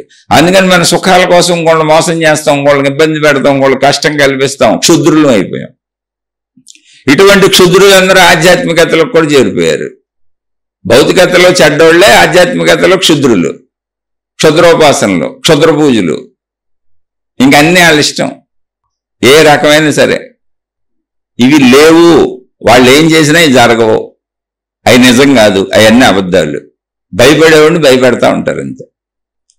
నువ్వు మంచోడు అయితే అసలు నీకు భయమే కాదు, నీకు అసలు క్షుద్రుడితో పని ఏంటి? నువ్వు మంచోడు అయితే ఉన్నదంతా ఆత్మశక్తి, అది నీలో ఉన్న ప్రాణశక్తి, దాన్నే బయట దేవుడు అంటున్నారు, అదే దైవశక్తి. నీ లోపల ఉన్న ప్రాణశక్తి అదే. ఇప్పుడు నువ్వు మంచోడివి మంచిదాని మీద అసలు నీకు భయం ఎందుకు వేస్తుంది? నువ్వు వాళ్ళ దగ్గరికి ఆసరాకి ఎందుకు వెళ్తావు? ఆసరాకి ఎవడు వెళ్తాడు? కళ్ళు లేనోడు అడుగుతాడు, బాబు నాకు రోడ్డు దాటించండి అని. కాళ్ళు లేనోడు అడుగుతాడు, నాకు సాయం చేయండి అని. ఏదో ఒక లోపం ఉన్నోడు అడుగుతాడు, నాకు సాయం చేయమని. నీకు ఇప్పుడు భయం అనేది ఎందుకు వచ్చింది? నీలో మంచితనం అనేది లేదు కాబట్టి, నువ్వు ఒక సహజత్వాన్ని, సహజ జీవితాన్ని అంగీకరించి జీవించలేకపోతున్నావు కాబట్టి, ఉన్నదాంతో, ప్రకృతి ఇచ్చిన దాంతో, సృష్టి ఇచ్చిన దాంతో, నువ్వు ఎవరిని దేవుడు అంటున్నావో ఆ దేవుడు ఇచ్చిన దాంట్లో, ఆ విశ్వశక్తి ఇచ్చిన దాంట్లో తృప్తిగా ఉండలేకపోతున్నావు కాబట్టి, నీలో కోరికలు ఉన్నాయి కాబట్టి, నువ్వు మోసగాడివి కాబట్టి, మోసగత్తివి కాబట్టి, అందరినీ మోసం చేస్తావు కాబట్టి భయం ఏర్పడింది నీలో. ఆ భయం నుంచి తప్పించుకోవటానికి క్షుద్రులు వెనక తిరుగుతూ ఉంటావు, కోరుకుంటూ ఉంటావు, నిరంతరం కోరికలను తిరుగుతూ ఉంటావు, మాయల మహిమలను తిరుగుతూ ఉంటావు, దేవుణ్ణి, గురువుల్ని, మహాత్ముల్ని ఆకాశంలో పెడతా ఉంటావు. పెట్టేసి నేను అంత దూరం వెళ్ళలేను, రాలేను, ఎగరలేను, మీరే ఆశీర్వదించి నన్ను నాకు అన్ని సమకూర్చండి అని అడుగుతూ ఉంటావు. ఏమన్నా ఉందా? నువ్వు అడిగితే మాత్రం సమకూరుస్తారా? సమకూరుస్తే ఇన్ని హాస్పిటల్ ఎందుకు? సమకూరుస్తుంటే ఇన్ని కష్టాలు ఎందుకు మనుషులకి? మొత్తం ఈ మతాలు, ఈ దేవుళ్ళు, ఈ గురువులు వీళ్ళందరూ వీళ్ళని రక్షించేస్తుంటే ఈ భూమి మీద అసలు ఇన్ని కష్టాలు ఉంటాయా? మనుషులు ఎన్ని కష్టాలు పడుతున్నారు చూడండి. కష్టం లేని మనిషి ఆవిడ ఇంటికి వెళ్ళి అడిగి రండి, ఒక్క ఇల్లు తిరిగి. అసలు ఒకసారి హాస్పిటల్స్కి వెళ్ళి చూసిరండి. గవర్నమెంట్ హాస్పిటల్స్ నుంచి కార్పొరేట్ హాస్పిటల్స్ వరకు కిటకిటలాడిపోతున్నాయి. రైల్వే స్టేషన్లు, విమానాశ్రయాలు, బస్ స్టాండ్లు కంటే బిజీగా ఉన్నాయి. మరి వీళ్ళందరూ రక్షిస్తుంటే వాళ్ళందరికీ దేవుళ్ళు ఉన్నారు, గురువులు ఉన్నారు, మతాలు ఉన్నాయి, దేవుళ్ళు మహాత్ములు వాళ్ళకే ఉన్నారుగా. హాస్పిటల్లో కూడా వాళ్ళు తల కింద ఫోటోలు పెట్టుకు పడుకుంటారు, వాళ్ళ తల కింద దేవుళ్ళని పెట్టుకు పడుకుంటారు, ఎదురుగుండా దేవుళ్ళని పెట్టుకు పడుకుంటారు, పూజిస్తూ పడుకుంటారు. ఎవరు కాదు, ఎక్కడ దేవుణ్ణి కాదన్నారు. హాస్పిటల్స్ అసలు ఎంట్రన్స్ లో దేవుళ్ళని కడతా ఉంటాయి. చాలా హాస్పిటల్స్ లో నువ్వు ఎంటర్ అవుతుంటే దేవుడు ఉంటాడు. అక్కడ దేవుడు బొమ్మలు ఉంటాయి, దేవుడు గుళ్ళు ఉంటాయి. మరి దేవుడు ఉన్నాడు, హాస్పిటల్ ఎందుకు? అంటే నీ మంచిని నువ్వు ఎక్కడ తప్పినా దేవుడు ఉంటాడు, చూస్తూ ఉంటాడు. ఎందుకని ఆ మంచిగా దేవుడు. నువ్వు మంచి అనే దేవుడిని వదిలేసి నువ్వు ఏ దేవుడిని ఎతుకుతున్నావో అసలు నువ్వు ఆలోచించుకో. నువ్వు వదిలేసిన దేవుడు ఎవరో తెలుసా? అసలు దేవుడు మంచి అనే దేవుడు. ఆ దేవుడే సత్యం. నువ్వు మంచి అనే దేవుణ్ణి పూజించడం అంటే మంచిగా జీవిస్తుంటే మంచి అనే దేవుణ్ణి ఆరాధించటమే, మంచి అనే దేవుణ్ణి పూజించటమే, మంచి అనే దేవుణ్ణి అర్చించటమే, మంచి అనే దేవుడికి అన్నీ చేస్తున్నావు. నువ్వు మంచిగా జీవిస్తున్నావు అంటే మంచి అనే దేవుణ్ణి వదిలేసి నువ్వు ఎవరో ఒక ఆకార సాకారం నీకు నచ్చిన దేవుణ్ణి తయారు చేసుకు పెట్టుకొని మంచి అనే దేవుణ్ణి వదిలేసి నేను ఆ దేవుణ్ణి పట్టుకుంటాను, ఆ దేవుణ్ణి పట్టుకుంటాను, ఆ గురువుని పట్టుకుంటాను, ఆ మహాత్ముడిని పట్టుకుంటానంటే వాళ్ళు కూడా నీకు చెబుతున్నారు పట్టుకో కొంచెం మాకు డబ్బులు చిల్లర ఇవ్వని, మేము చెప్పినవన్నీ చెయ్యని, మమ్మల్ని అనుసరించని, మా వెనకబోడని ఓ సమూహాలు తయారు చేసుకున్నారు. కాదు నాయన, అసలు దేవుడు ఎవరయ్యా అంటే మంచి. ఆ మంచి అనే దేవుడు నీ లోపలే ఉన్నాడు, చెబుతానే ఉన్నాడు కూర్చొని ఇది మంచి ఇది తప్పు అని. మంచి చెయ్యి, చెడు చేయకని. నువ్వు ఆ దేవుణ్ణి చంపేసి చెడు చేసుకుంటే వెళ్ళి మళ్ళీ బయట ఎవరో దేవుణ్ణి ఎవరు సృష్టించారో తెలియదు. ఆ దేవుణ్ణి నువ్వే సృష్టించుకున్నావు, నీ బోటోళ్ళు సృష్టించారు. ఆ బయట దేవుణ్ణి అడుగుతున్నావు నాకు అన్నీ చేయని. సర్లే హాస్పిటల్కి వెళ్ళి అంటున్నాడు ఆయన. అందుకని హాస్పిటల్లో కూడా దేవుణ్ణి పెట్టారు. హాస్పిటల్కి వెళ్ళండి, జబ్బుల బారిన పడండి, బాధల బారిన పడండి, కష్టాల బారిన పడండి, కన్నీళ్ల బారిన పడండి, మోసాల బారిన పడండి, అన్యాయాల బారిన పడండి, రోగాల బారిన పడండి, అన్ని రకాల బాధలు అనుభవించండి. ఎందుకని? మీరు మంచి అనే దేవుణ్ణి వదిలేశారుగా. ఇక నన్ను పూజించుకుంటూ అలా పడతా ఉండండి, నేను రక్షిస్తున్నానని భావించుకుంటూ ఏదో మీ తిప్పలు మీరు పడండి, ఇంకా మీ సాగు మీరు సావండి అని ఆ దేవుడు కూడా ఏం చేయడు. అక్కడ నిన్ను రక్షించే దేవుడు ముందే నీ లోపల ఉన్నాడు. మంచి అనే దేవుడే ఆయన, మంచి అనే దేవత ఆయన. అది నీదే మతమైన పర్లేదు. అందుకని ఇక్కడ మన సోదరు అడిగింది ఏంటంటే ఇప్పుడు జబ్బుల వరకు రమణ మహర్షి వైద్యం చేయించుకున్నారు, రమణ మహర్షి మందులు వాడారు. కాకపోతే దేహభావన 3వ మెట్లో ఉంది ఆయనకి. విషయం మీకు క్లారిటీగా చెప్పాను. ఎవరికైనా జీవన్ముక్తులకి ఇలాగే ఉంటుంది, దేహభావన 3వ మెట్లో ఉంటుంది. మనం కూడా నేను అనంత ఆత్మశక్తిని అని తెలుసుకుంటే మన దేహభావన కూడా 3వ మెట్టుకి వెళ్ళిపోద్ది. అది తెలుసుకోమని వాళ్ళు చెబుతున్నారు. కాబట్టి ఇప్పుడు ఈవిడ అడిగింది ఏంటి? ఎవరికైనా ఒక వ్యాధి వచ్చి అది క్యాన్సరే అనుకుందాం, ఆ వ్యాధికి వైద్యం చేయించుకోవాలా వద్దా? ఇప్పుడంటే కొంతమంది కొన్ని రకాల ప్రచారాలు ఉన్నాయి ఆధ్యాత్మికతలో. ఏంటంటే కర్మ ఫలితాలు అనుభవించేస్తే పోతాయి, ఇప్పుడు వాటికి వైద్యాలు చేయించుకొని అన్నీ చేయించుకొని వాటిని తగ్గించుకుంటే మళ్ళీ వాటిని అనుభవించాల్సి వస్తుంది అని ఉంది. ఇది విన్నా నేను. ఏమండి ఒక్క నిమిషం జాగ్రత్తగా, మీకు తెలివి ఉందా, బుర్ర ఉందా? అసలు ఇప్పుడు కర్మ ఫలితానికి ప్రాబ్లం వచ్చింది, ఒక సమస్య వచ్చింది ఏదో ఒకటి.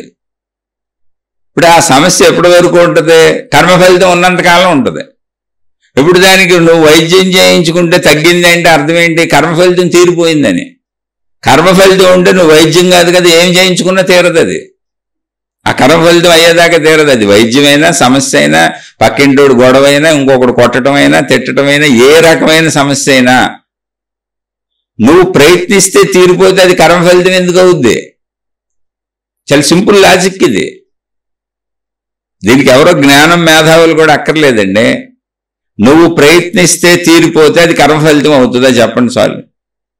అంటే కొంచెం బుర్ర తక్కువ ఆలోచనలు ఎక్కువ చేస్తాం మనం. ఎందుకంటే మనకి ఇలాగే చెబుతున్నారు. ఇప్పుడు ఈ గురువుల పేరుతో సోకాల్డ్ వాళ్ళు 2 మంది వచ్చారు, ఎవరికి తోచినా వాళ్ళు చెప్పేవాళ్ళు నీ గురువు నీ లోపలే ఉన్నాడు నాయన, నీ జ్ఞానమే నీ గురువు. అదే చావు. మన లోపల ఉన్న మంచి అనే దేవుణ్ణి చంపేసి బయట దేవుళ్ళని దేవతల్ని ఎతుకుతూ ఉంటాం. అన్ని మతాల్లో మనమే సృష్టించుకుంటాం.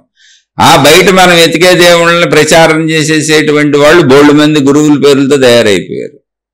నీ లోపలే ఉన్న జ్ఞానం అనే గురువుని వదిలేసి బయట గురువుల్ని బయట మహాత్ముల్ని ఎదుగుతానంటావు. అరే సృష్టి అసలు నీకు ఏ అవసరము లేకుండా అన్నీ నీ లోపలే కూర్చేసిందయా. దేవుడు నీ లోపలే ఉన్నాడు, గురువు నీ లోపలే ఉన్నాడు. గురువు జ్ఞానం, దేవుడు మంచి, అన్నీ నీ లోపలే ఉన్నాయి. నువ్వు నీ లోపలాటిని చంపేసి బయట అంటం వల్లనే ప్రపంచం ఇలాగే సాగుతుంది. ఎవరిష్టం వచ్చిన మార్గాల వాళ్ళు, ఎవరిష్టం వచ్చిన మతాల వాళ్ళు, ఎవరిష్టం వచ్చిన పద్ధతుల వాళ్ళు, ఎవరిష్టం వచ్చినట్టు వాళ్ళు తయారు చేసి చెప్పాక క్షుద్రము. ఆధ్యాత్మికతలో అయితే క్షుద్రోపాసనలు, భౌతికంలో అయితే ఆ క్షుద్రం అంటే నీచులు, మోసగాళ్ళు. అటు వెళ్ళకూడదు. ఇక సోదరు అడిగిన ప్రశ్న వరకు తీసుకుంటే చాలా సింపుల్. అసలు నీకు ఒక సమస్య వచ్చింది ఏదైనా కానీ, ఆ సమస్య నువ్వు ప్రయత్నిస్తే తీరిపోయేది అయితే కర్మ ఉందా లేదా చెప్పండి. అబ్బాయి సమస్య వచ్చింది కానీ నేను ప్రయత్నించకూడదండి, ఎందుకంటే కర్మ తీరిపోతే మళ్ళీ మరుజన్మలైన అనుభవించాలి కాబట్టి పూర్తి కర్మ అయిపోయే వరకు నేను ప్రయత్నించను అంటే ఒక్క పని చేద్దాం. సింపుల్గా మీకు అర్థమయ్యేలా చెబుతా. ఆకలి అనేది నీ కర్మ. ఆకలి అనేది మనిషిగా పుట్టావు కదా, అది నీ కర్మ. ప్రయత్నించబాక. దాహం అనేది నీ కర్మ. ప్రయత్నించబాక. ఆకలికి అన్నం ఇవ్వబాక, దాహానికి నీళ్ళు ఇవ్వబాక. అవి కూడా కర్మలేక, వ్యాధులేక, ఔషధం ఆకలి. అది ఇస్తే తీరుతుంది. కర్మ తీరే వరకు ఉంచుదాం, మళ్ళీ ఎందుకు దాన్ని తీర్చేస్తే అని ఆలోచించి ఇవ్వబాక. ఏమవుద్ది అంటే నేను మూర్ఖపు వాదన చేస్తున్నాను అనుకోబాకండి. మీరు తెలివి లేని వాళ్ళు అయితే అలా అనిపిస్తుంది, మీకు తెలివి గలవాళ్ళు అయితే ఆలోచించండి, సత్యమే కాదు. ఆకలి అనేటువంటి లోపల ఒక వ్యాధి కలిగింది, తపన కలిగింది, కావాలనిపించింది. దానికి నువ్వు సమకూర్చబాక, ప్రయత్నించబాక, ఇవ్వబాక. అది కర్మ అనుకో. కర్మను ఎందుకు మనం పరిష్కరించుకోవటం అనుకో. అప్పుడు ఏమవుద్ది? దాహము అనేది కలిగింది, ఇవ్వబాక. కర్మ అనుకో. దాన్ని తీర్చడం ఎందుకు అనుకో, పరిష్కరించడం ఎందుకు అనుకో. ప్రయత్నించబాక. ఏమవుద్ది? చచ్చిపోతావు. జరిగేదంతే, చచ్చిపోతావు. అదేంటి బలంగా పట్టుకొని ఉంటే ఎంతసేపు ఉంటావు? ఒక పూట ఉంటావు, రెండో పూట నువ్వే తినేస్తావు. అలాగే ఆకలి ఎలా వచ్చిందో వ్యాధి కూడా అలాగే వచ్చింది. వ్యాధి ఎందుకు వచ్చింది?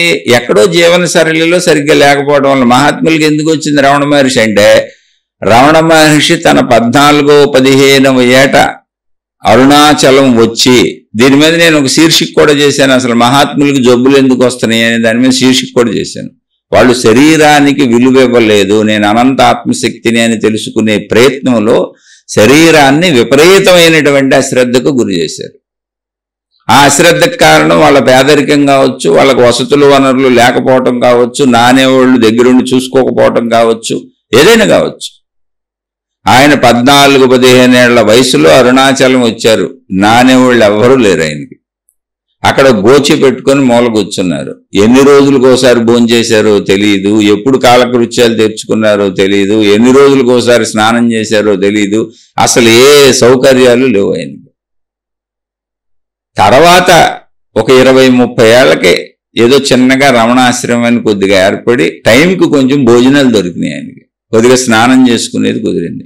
అప్పటికే ఆయన ఆరోగ్యం బ్రహ్మాండంగా క్షీణించిపోయింది.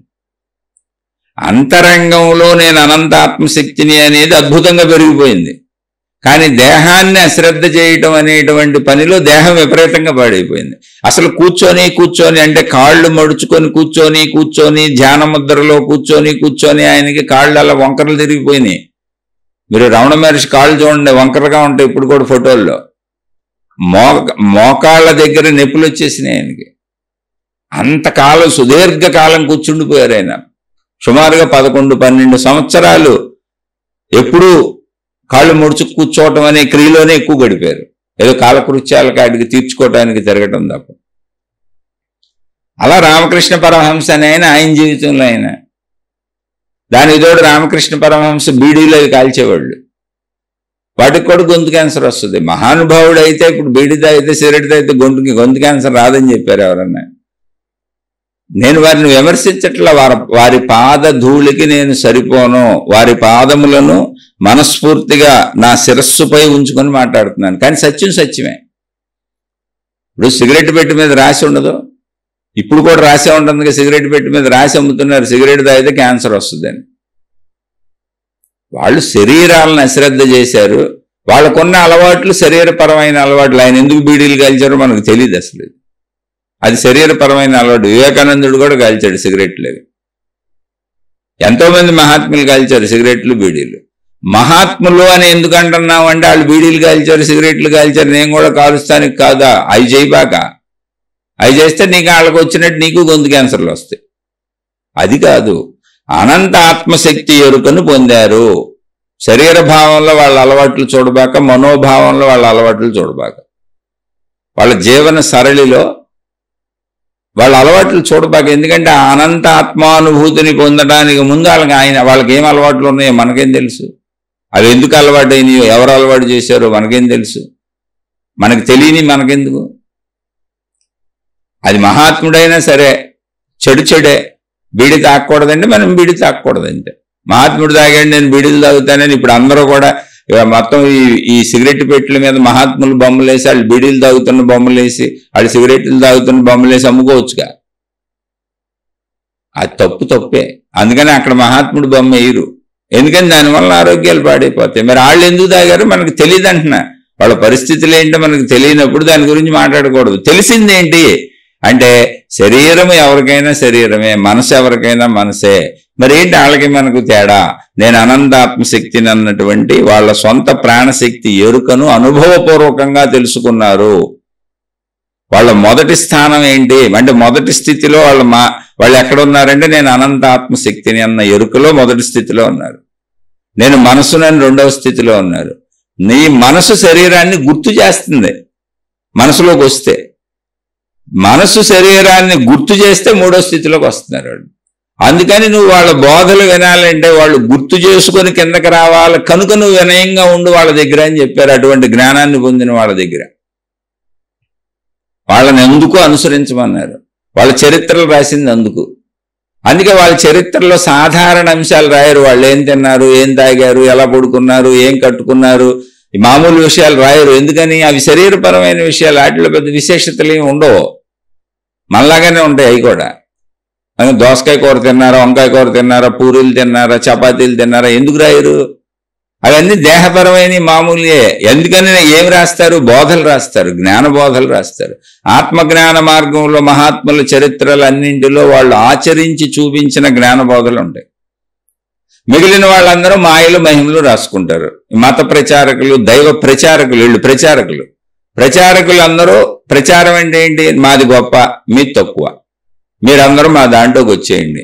ప్రచారం అంటే ఏంటి? మా సబ్బు కొనండి, మా పేస్ట్ కొనండి, మా అన్ని కొనండి అని చెబుతాం చూడండి, అది ప్రచారం.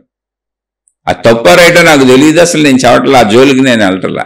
కానీ ప్రచారం అంటే ఏంటంటే మాది గొప్పని ఎలా నిరూపించుకోవాలి, మాది గొప్పని మీకు ఎలా చెప్పాలి నేను? అందుకని ఆ పేస్ట్ ఆయన చెబుతాడు, మా పేస్టుతో పళ్ళు తోముకుంటే మీ పళ్ళు యొక్క తెల్లటి మెరుపుకి మీ ఎదుటి వాళ్ళందరూ సిగ్గుపడిపోయి వాళ్ళ పళ్ళు దాచుకుంటారు అని. మనకు ఎంతో ఆనందంగా ఉంటుంది అది. అందుకని ఆ పేస్ట్తో తోమేసుకుంటాం. అలాగే ఎవరికాళ్ళు మా దేవుడు ఇంత రక్షిస్తాడు, మా గురువు ఇంత రక్షిస్తాడు, మా మహిమలు ఇవి, మా ఇవి అని ప్రచారం చేసుకుంటారు. ఎంత ప్రచారంగా అయితే ఆ ప్రచారానికి అనుసరించి అది నచ్చిన వాళ్ళు అటు పోతూ ఉంటారు. మళ్ళీ ఇదంతా క్షుద్రం. మాయలు మహిమలు ప్రపంచంలో ఉండవు. ఉంటే ఇన్ని హాస్పిటల్ ఉండవు, ఇన్ని బాధలు ఉండవు, ఇన్ని కష్టాలు ఉండవు, ఇన్ని కన్నీళ్లు ఉండవు, ఇన్ని సమస్యలు ఉండవు, అసలు ఇన్ని మోసాలే ఉండవు. ఇప్పుడు ఇన్ని మహిమలు చేసేటువంటి వీళ్ళు ఉంటే ఎందుకు ఈ దొంగలేంటి, దొంగతనాలు ఏంటి, మోసాలు ఏంటి, ఈ కుట్రలు ఏంటి, అసలు ఈ పోలీసు వ్యవస్థ ఎందుకు, ఈ మిలిటరీ వ్యవస్థ ఎందుకు, ఈ కోర్టులు ఎందుకు, ఈ న్యాయస్థానాలు ఎందుకు? అక్కడ అన్ని చోట్ల ఈ గురువులను కూర్చోబెట్టేస్తే సరిపోద్ది. మహిమలు చేయగలిగిన వాళ్ళని, మాయలు చేయగలిగిన వాళ్ళని కూర్చోబెట్టేస్తే ఎక్కడెక్కడ రైళ్లు యాక్సిడెంట్లు అవుతున్నాయి, ఎక్కడెక్కడ విమానాలు కూలిపోతాయి, ఎక్కడెక్కడ బస్సులు యాక్సిడెంట్లు అవుతాయి, ఎక్కడెక్కడ దొంగతనాలు జరగబోతున్నాయి, వీళ్ళు చెబుతా ఉంటే అన్ని ఆపేయచ్చుగా ముందే. ఇక వీళ్ళు చెబుతారన్న భయంతో అసలు మొత్తం చెడులు చేయడం ఆపేస్తారు అందరూ. ఇదేంటి? విఘ్నత కలిగిన వాడికి తెలుస్తుంది. ఇప్పుడు విఘ్నత లేనివాడు నేను మూర్ఖంగా వాదిస్తున్నాను అంటాడు నన్ను కూడా. ఇప్పుడు వాడికి అలాగే అర్థమవుద్ది. ఎందుకని? వాడి మతాన్నో, వాడి దేవుణ్ణో, వాడి గురువునో, వాడి విధానాన్నో, వాళ్ళకి సంబంధించిన దాన్ని వాళ్ళు హైలైట్ చేసుకోవాలనేటువంటి దాంట్లో ఫిక్స్ అయిపోయారు. ఇంకా వాళ్ళు బయటకు రారు ఈ జన్మలో. రాకపోవటమే మంచిది. ఎందుకంటే వాళ్ళు వెళ్ళాక అనుభవపూర్వకంగా రావాలిగా. ఇదేం కాదని వాళ్ళకి తెలియాలి అంటే అందులో దిగాలి, మునగాలి, ఈత కొట్టాలి. అనుభవించినా జ్ఞానం వస్తుంది. కానీ నెల ఏది తప్పు కాదు అని విషయానికి చెబుతున్నా. నువ్వు మంచోడు అయితే నువ్వు ఏ మహిమలు కోరుకోవు, ఏ మాయలు కోరుకోవు, ఏ నీకు ఇబ్బంది కలిగేటువంటి విషయాలు కోరుకోవు. నువ్వు మంచోడు అయితే అసలు నువ్వేం కోరుకోవు. ఎందుకని? మంచోడికి కోరుకునేది ఏముంది? నా ప్రయత్నంలో నాకేం దొరికిందో దాంతో సంతృప్తిగా ఉంటా. మంచోడికి అసలు భయమే ఉండదు. నీలో ఉన్న ఆ మంచి అనేది ఉంది, అదే దేవుడు. నీలో ఉన్న మంచిగా బతకాలి, మంచిగా ఉండాలి, మంచిగానే ఉండు అని చెబుతున్న జ్ఞానం ఉంది, అదే గురువు. అదే దేవుడు, అదే గురువు. నీలో ఉన్న జ్ఞానం గురువు, నీ గురువు. నీలో ఉన్న మంచి నీ దేవుడు. ఈ రెండు నీలోనే పెట్టుకొని నువ్వు బయట తిరుగుతానంటున్నావు. మరి తిరుగుతానంటే నువ్వు మంచోడు కాదు, మంచిదానివి కాదు. అందుకని బయట ఎత్తుక్కుంటా ఉంటావు. ఎత్తుక్కో, దొరికితే ఎత్తుక్కో. కస్తూరి మృగం అని ఒకటి ఉంటుందంట.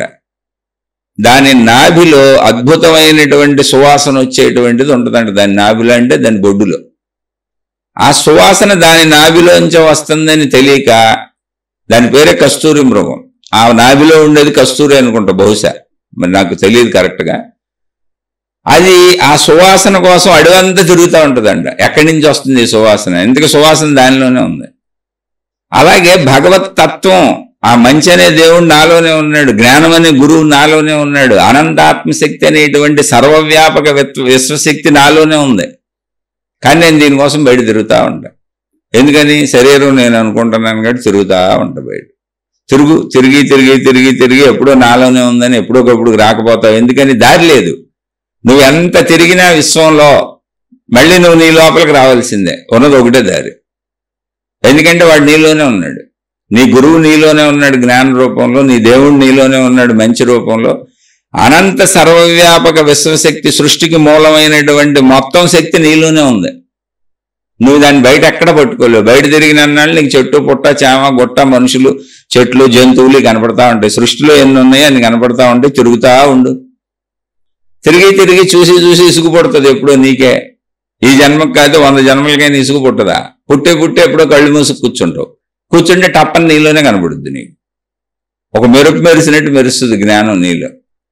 ఇప్పుడు నాబోటోడు మాట్లాడుతుంటే మీకు అర్థమవుతుంది అంటే అర్థమేంటి? నేను చెప్పానని కాదు, చెప్పేవాడు గొప్పోడని కాదు, అర్థం చేసుకోగలిగినటువంటి జ్ఞానశక్తి మీలో ఉంది. ఆ గురువు మీ లోపల కూర్చొని ఉన్నాడు. మీ లోపల గురువుకి అర్థమైంది, వాడు గురువు. మీకు అర్థమైంది అంటేనే మీలో గురువు మేల్కొన్నాడు అని అర్థం. మీరు ఆచరిస్తున్నారంటేనే మీలో దేవుడు మేల్కొన్నాడు అని అర్థం. మీలో గురువుని బతికించుకోండి, మీలో దేవుణ్ణి బతికించుకోండి. మరి ఎక్కడ దేవుణ్ణి ఎతుకుతారు, ఎక్కడ గురువుని ఎతుకుతారు? ఎక్కడున్నాడు ఎతకటానికి? అవన్నీ మనం పెట్టుకున్న బొమ్మలో, మనం కల్పించుకున్న కల్పనలో, మనం సృష్టించుకున్న మాయల మహిమల పుస్తకాలు, మనం సృష్టించుకున్న జ్ఞాన గ్రంథాలు, మనం సృష్టించుకున్న మతాలు అన్ని మనుషులు సృష్టించుకున్నాయి. ప్రతి దానికి ఆధారం ఉంది. అక్కడ అన్ని మనుషులే సృష్టించుకున్నారు. అయితే తప్పు కాదు, నీ లోపల ఉందని చెప్పారుగా పాపం వాళ్ళు. పాటించుదాన్ని. ప్రశ్న వరకు అయితే రమణ మహర్షి అయినా, రామకృష్ణ పరమహంస అయినా, భూమి మీద పుట్టిన ఎవరైనా, ఇప్పుడు యేసుక్రీస్తున్నాడు, సెలవేసి చంపారు. వాళ్ళు సెలవేసింది దేనికి? ఆయన శరీరానికి. ఆయన ఎవరు? నేను అనంత ఆత్మశక్తిని అని ఎరుకగలిగినటువంటి జీవన్ముక్తుడు. జీవన్ముక్తుడికి 3వ స్టెప్లో శరీరానికి సెలవేశారు వాళ్ళు. ఆయన మొదటి స్టెప్లో ఎక్కడ ఉన్నాడు? జీవన్ముక్త దశలో ఉన్నాడు. ఆ తేడా తెలుసుకోండి. కాబట్టి ఇప్పుడు వైద్యాలు చేయించుకోవాలా వద్దా అంటే, మళ్ళీ ఇందాక చెప్పే మీకు వైద్యం చేయించుకుంటే ఈ కర్మని మళ్ళీ అనుభవించాల్సి వస్తుంది అనేటువంటిది నేను కూడా విన్నాను. ఎక్కడో చెప్పారు, అక్కడక్కడ పుస్తకాల్లో కూడా తగిలింది. కొంతమంది అది మానేమన్నట్టుగా మాట్లాడారు. తప్పునైనా నీ ప్రయత్నం నువ్వు ఆహారానికి ఎలా చేస్తున్నావో, నీ ప్రయత్నం ధనానికి ఎలా చేస్తున్నావో, నీ ప్రయత్నం మంచిగా ఉండడానికి ఎలా చేస్తున్నావో, నీ ప్రయత్నం జ్ఞానం కోసం ఎలా చేస్తున్నావో, నీ ప్రయత్నం అనారోగ్యం తగ్గించుకోవడానికి, సమస్యలు తగ్గించుకోవడానికి కూడా అలాగే చెయ్యాలి. అసలు ప్రయత్నం చేయకుండా నువ్వు ఉన్నావా? అన్ని ప్రయత్నిస్తూ ఇది ఎందుకు వదిలేయటం? వాళ్ళు చేశారు ప్రయత్నాలు, మహాత్ములు కూడా చేశారు. ప్రయత్నాలు చేయలేదు అనేది భ్రాంతి. ఆ మాటలు ఎవరన్నా చెబుతుంటే నమ్మబాకండి, అస్సలు నమ్మకండి. కొంతమంది మోళీలు చేస్తుంటారు ప్రజల్ని, అంతే. ఇంకది వాళ్ళొక పిచ్చోళ్ళు, అదొక పిచ్చి. నువ్వు ఆహారం కోసం ప్రయత్నిస్తున్నప్పుడు అనారోగ్యం కోసం ప్రయత్నించడంలో తప్పేంటి చెప్పండి. ఆహార ప్రయత్నం ఎంతో అనారోగ్య ప్రయత్నం అంత కాదా? దాహానికి ప్రయత్నం ఎంతో అనారోగ్య ప్రయత్నం అంత కాదా? ధనానికి ప్రయత్నం ఎంతో అనారోగ్య ప్రయత్నం అంత కాదా? బాధ్యతల నిర్వహణకు ప్రయత్నం ఎంతో అనారోగ్య ప్రయత్నం అంత కాదా? ఇప్పుడు ఈ అనారోగ్యాలు పెంచుకొని నీ చుట్టూ ఉన్న వాళ్ళతో సేవలు చేయించుకొని వాళ్ళందరి మీద ఆధారపడిపోయి అందరినీ ఇబ్బంది పెట్టేసి బాధలు పడే కంటే అదేదో తగ్గించుకొని అనారోగ్యాన్ని ఎట్టగొట్ట తగ్గించుకొని నీ మీద కనీసం నిలబడి ఇతరులతో సేవలు చేయించుకోకుండా నీ చావు నువ్వు సావటం ఇంకా ఉత్తమం కదా. ఏది ఉత్తమం ఆలోచించండి. అందుకని మహాత్ములతో పోల్చుకోకండి. మళ్ళీ మరుజన్మలో అనుభవించాలని చెప్పారు. కర్మలు మనం తగ్గించుకుంటే అసలు అది అనుభవించే కర్మ అయితే నువ్వు ఎంత ప్రయత్నించినా తగ్గనే తగ్గదు. నువ్వు ప్రయత్నిస్తే తగ్గిపోతే అది కర్మ ఎందుకు అవుద్ది? అసలు ప్రయత్నిస్తే తగ్గింది అంటే అంతవరకే ఉంది ఆ కర్మ అని అర్థం. సింపుల్, అంతే, సింపుల్ లాజిక్ అది. ఇప్పుడు నువ్వు ప్రయత్నిస్తే ఒక ఆయనకి రోజు కూలీ 800 వస్తుంది, ప్రయత్నిస్తే ఇంకొక ఆయనకి అదే రోజుకి 2000 వస్తుంది, ప్రయత్నిస్తే ఇంకొక ఆయనకి అదే రోజుకి 50,000 వస్తుంది, ప్రయత్నిస్తే ఇంకొక ఆయనకి అదే రోజుకి 50 కోట్లు వస్తుంది, ప్రయత్నిస్తే ఇంకొక ఆయనకి అదే రోజుకి 500 కోట్లు వస్తుంది. ఎవరు తేడా ఇది? అందరూ ప్రయత్నాలే కదా. అదే కర్మఫలం. అలా నువ్వు ప్రయత్నించుకుంటే వ్యాధి తగ్గిపోయింది అంటే అర్థం ఏంటి అంటే వ్యాధి తగ్గిపోవాల్సినది నీ కర్మలో ఉంది కనుక తగ్గిపోయింది.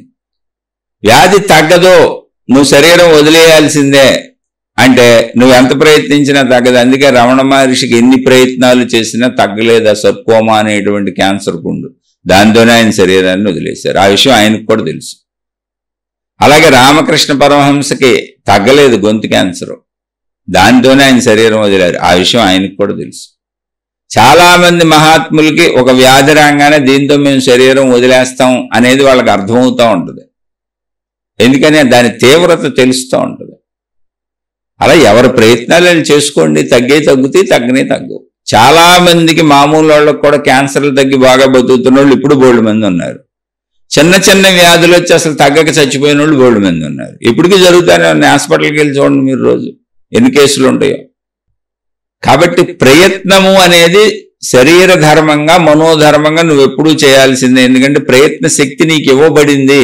పిచ్చి పిచ్చి మాటలేని పిచ్చోళ్ళ మాటలేని మీరు మీ బుర్రలు పాడు చేసుకోబాకండే. వీళ్ళు చాలా మంది ఏంటంటే ఒక రకమైనటువంటి కన్నింగ్ గురువులు ఉంటారు. అంటే కన్నింగ్ వాళ్ళు మూర్ఖులు ప్లస్ కన్నింగ్. వైద్యాలు చేయించుకుంటారు. ఎలా చేయించుకుంటారు తెలుసా? తెలిసిన డాక్టర్లు తెలిసిన చోట ఎవరికి తెలియకుండా వాళ్ళు మళ్ళీ బిళ్ళలు వేసుకుంటారు, బలం బిళ్ళలు వేసుకుంటారు, యాంటీబయాటిక్లు వాడతారు, అన్నీ చేస్తారు. మళ్ళీ హాస్పిటల్స్ ఇలాంటి పెద్ద పెద్ద వాటిలో జాయిన్ అయితే తెలిసిపోద్దని జాయిన్ అవ్వరు. కొంతమంది పాపం ఆ భావన లేని వాళ్ళు శరీర ధర్మం పాటించాల్సిందే కదా అని జాయిన్ అయ్యేవాళ్ళు ఉంటారు. ఇలా జాయిన్ అవ్వని వాళ్ళు ఇలాంటివి కల్పిస్తూ ఉంటారు అనమాట. వాళ్ళు వైద్యం ఇంకో రకంగా చేసుకుంటూ ఉంటారు. ఇది ఎలా పోగొట్టుకోవచ్చు అని ట్రై చేస్తుంటారు. ఎక్కువ ఇలా చేసేవాళ్ళు ఎవరో తెలుసా? మహిమలు మాయలు ప్రకటించేవాళ్ళు.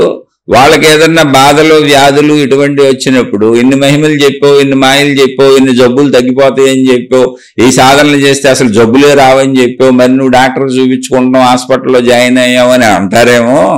ఇప్పుడు ఇదంతా పోద్ది కదా, అది నేను ప్రచారం చేసిందే దీని మీద కదా, అసలు జబ్బులు మాయలు మహిమలు తగ్గిపోతాయి అనే కదా, ఈ సాధనలన్నీ చేస్తే అసలు మీకు ఏ వ్యాధులు రావని చెప్పాను కదా, మా దేవుడు కాపాడుతాడు, లేదా ఈ సాధన కాపాడుతుంది, ఇదంతా రక్షణ వ్యవస్థ అని చెప్పాను కదా.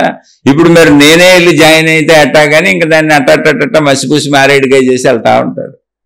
పాపం అమాయకపు శిష్యులు కొంతమంది ఉంటారు. కొంతమంది అయితే ఏకంగా మా గురువు గారు ఎవరి కర్మలో అనుభవిస్తున్నారని చెబుతూ ఉంటారు. ఎవరి కర్మ అనుభవించడం ఎందుకు నాయన? తీసేయచ్చు కదాన్ని, నువ్వెందుకు అనుభవించటం? అంటే వినేవాడు ఉంటే చెప్పేవాడు చెబుతానే ఉంటాడు. అందుకే సామెత ఉంది, చెప్పేవాడికి వినేవాడు లోకు అని. చెవులో పువ్వులు పెట్టించుకునేవాళ్ళు ఉంటే పెడతానే ఉంటారు. లాజిక్ లేని పనులు చేయకండి. మన దేవుడు మనలోనే ఉన్నాడు, మన జ్ఞానం మనలోనే ఉంది. కొంచెం ఆ బుద్ధిని ఉపయోగిస్తే మీకు అన్నీ అర్థమవుతాయి.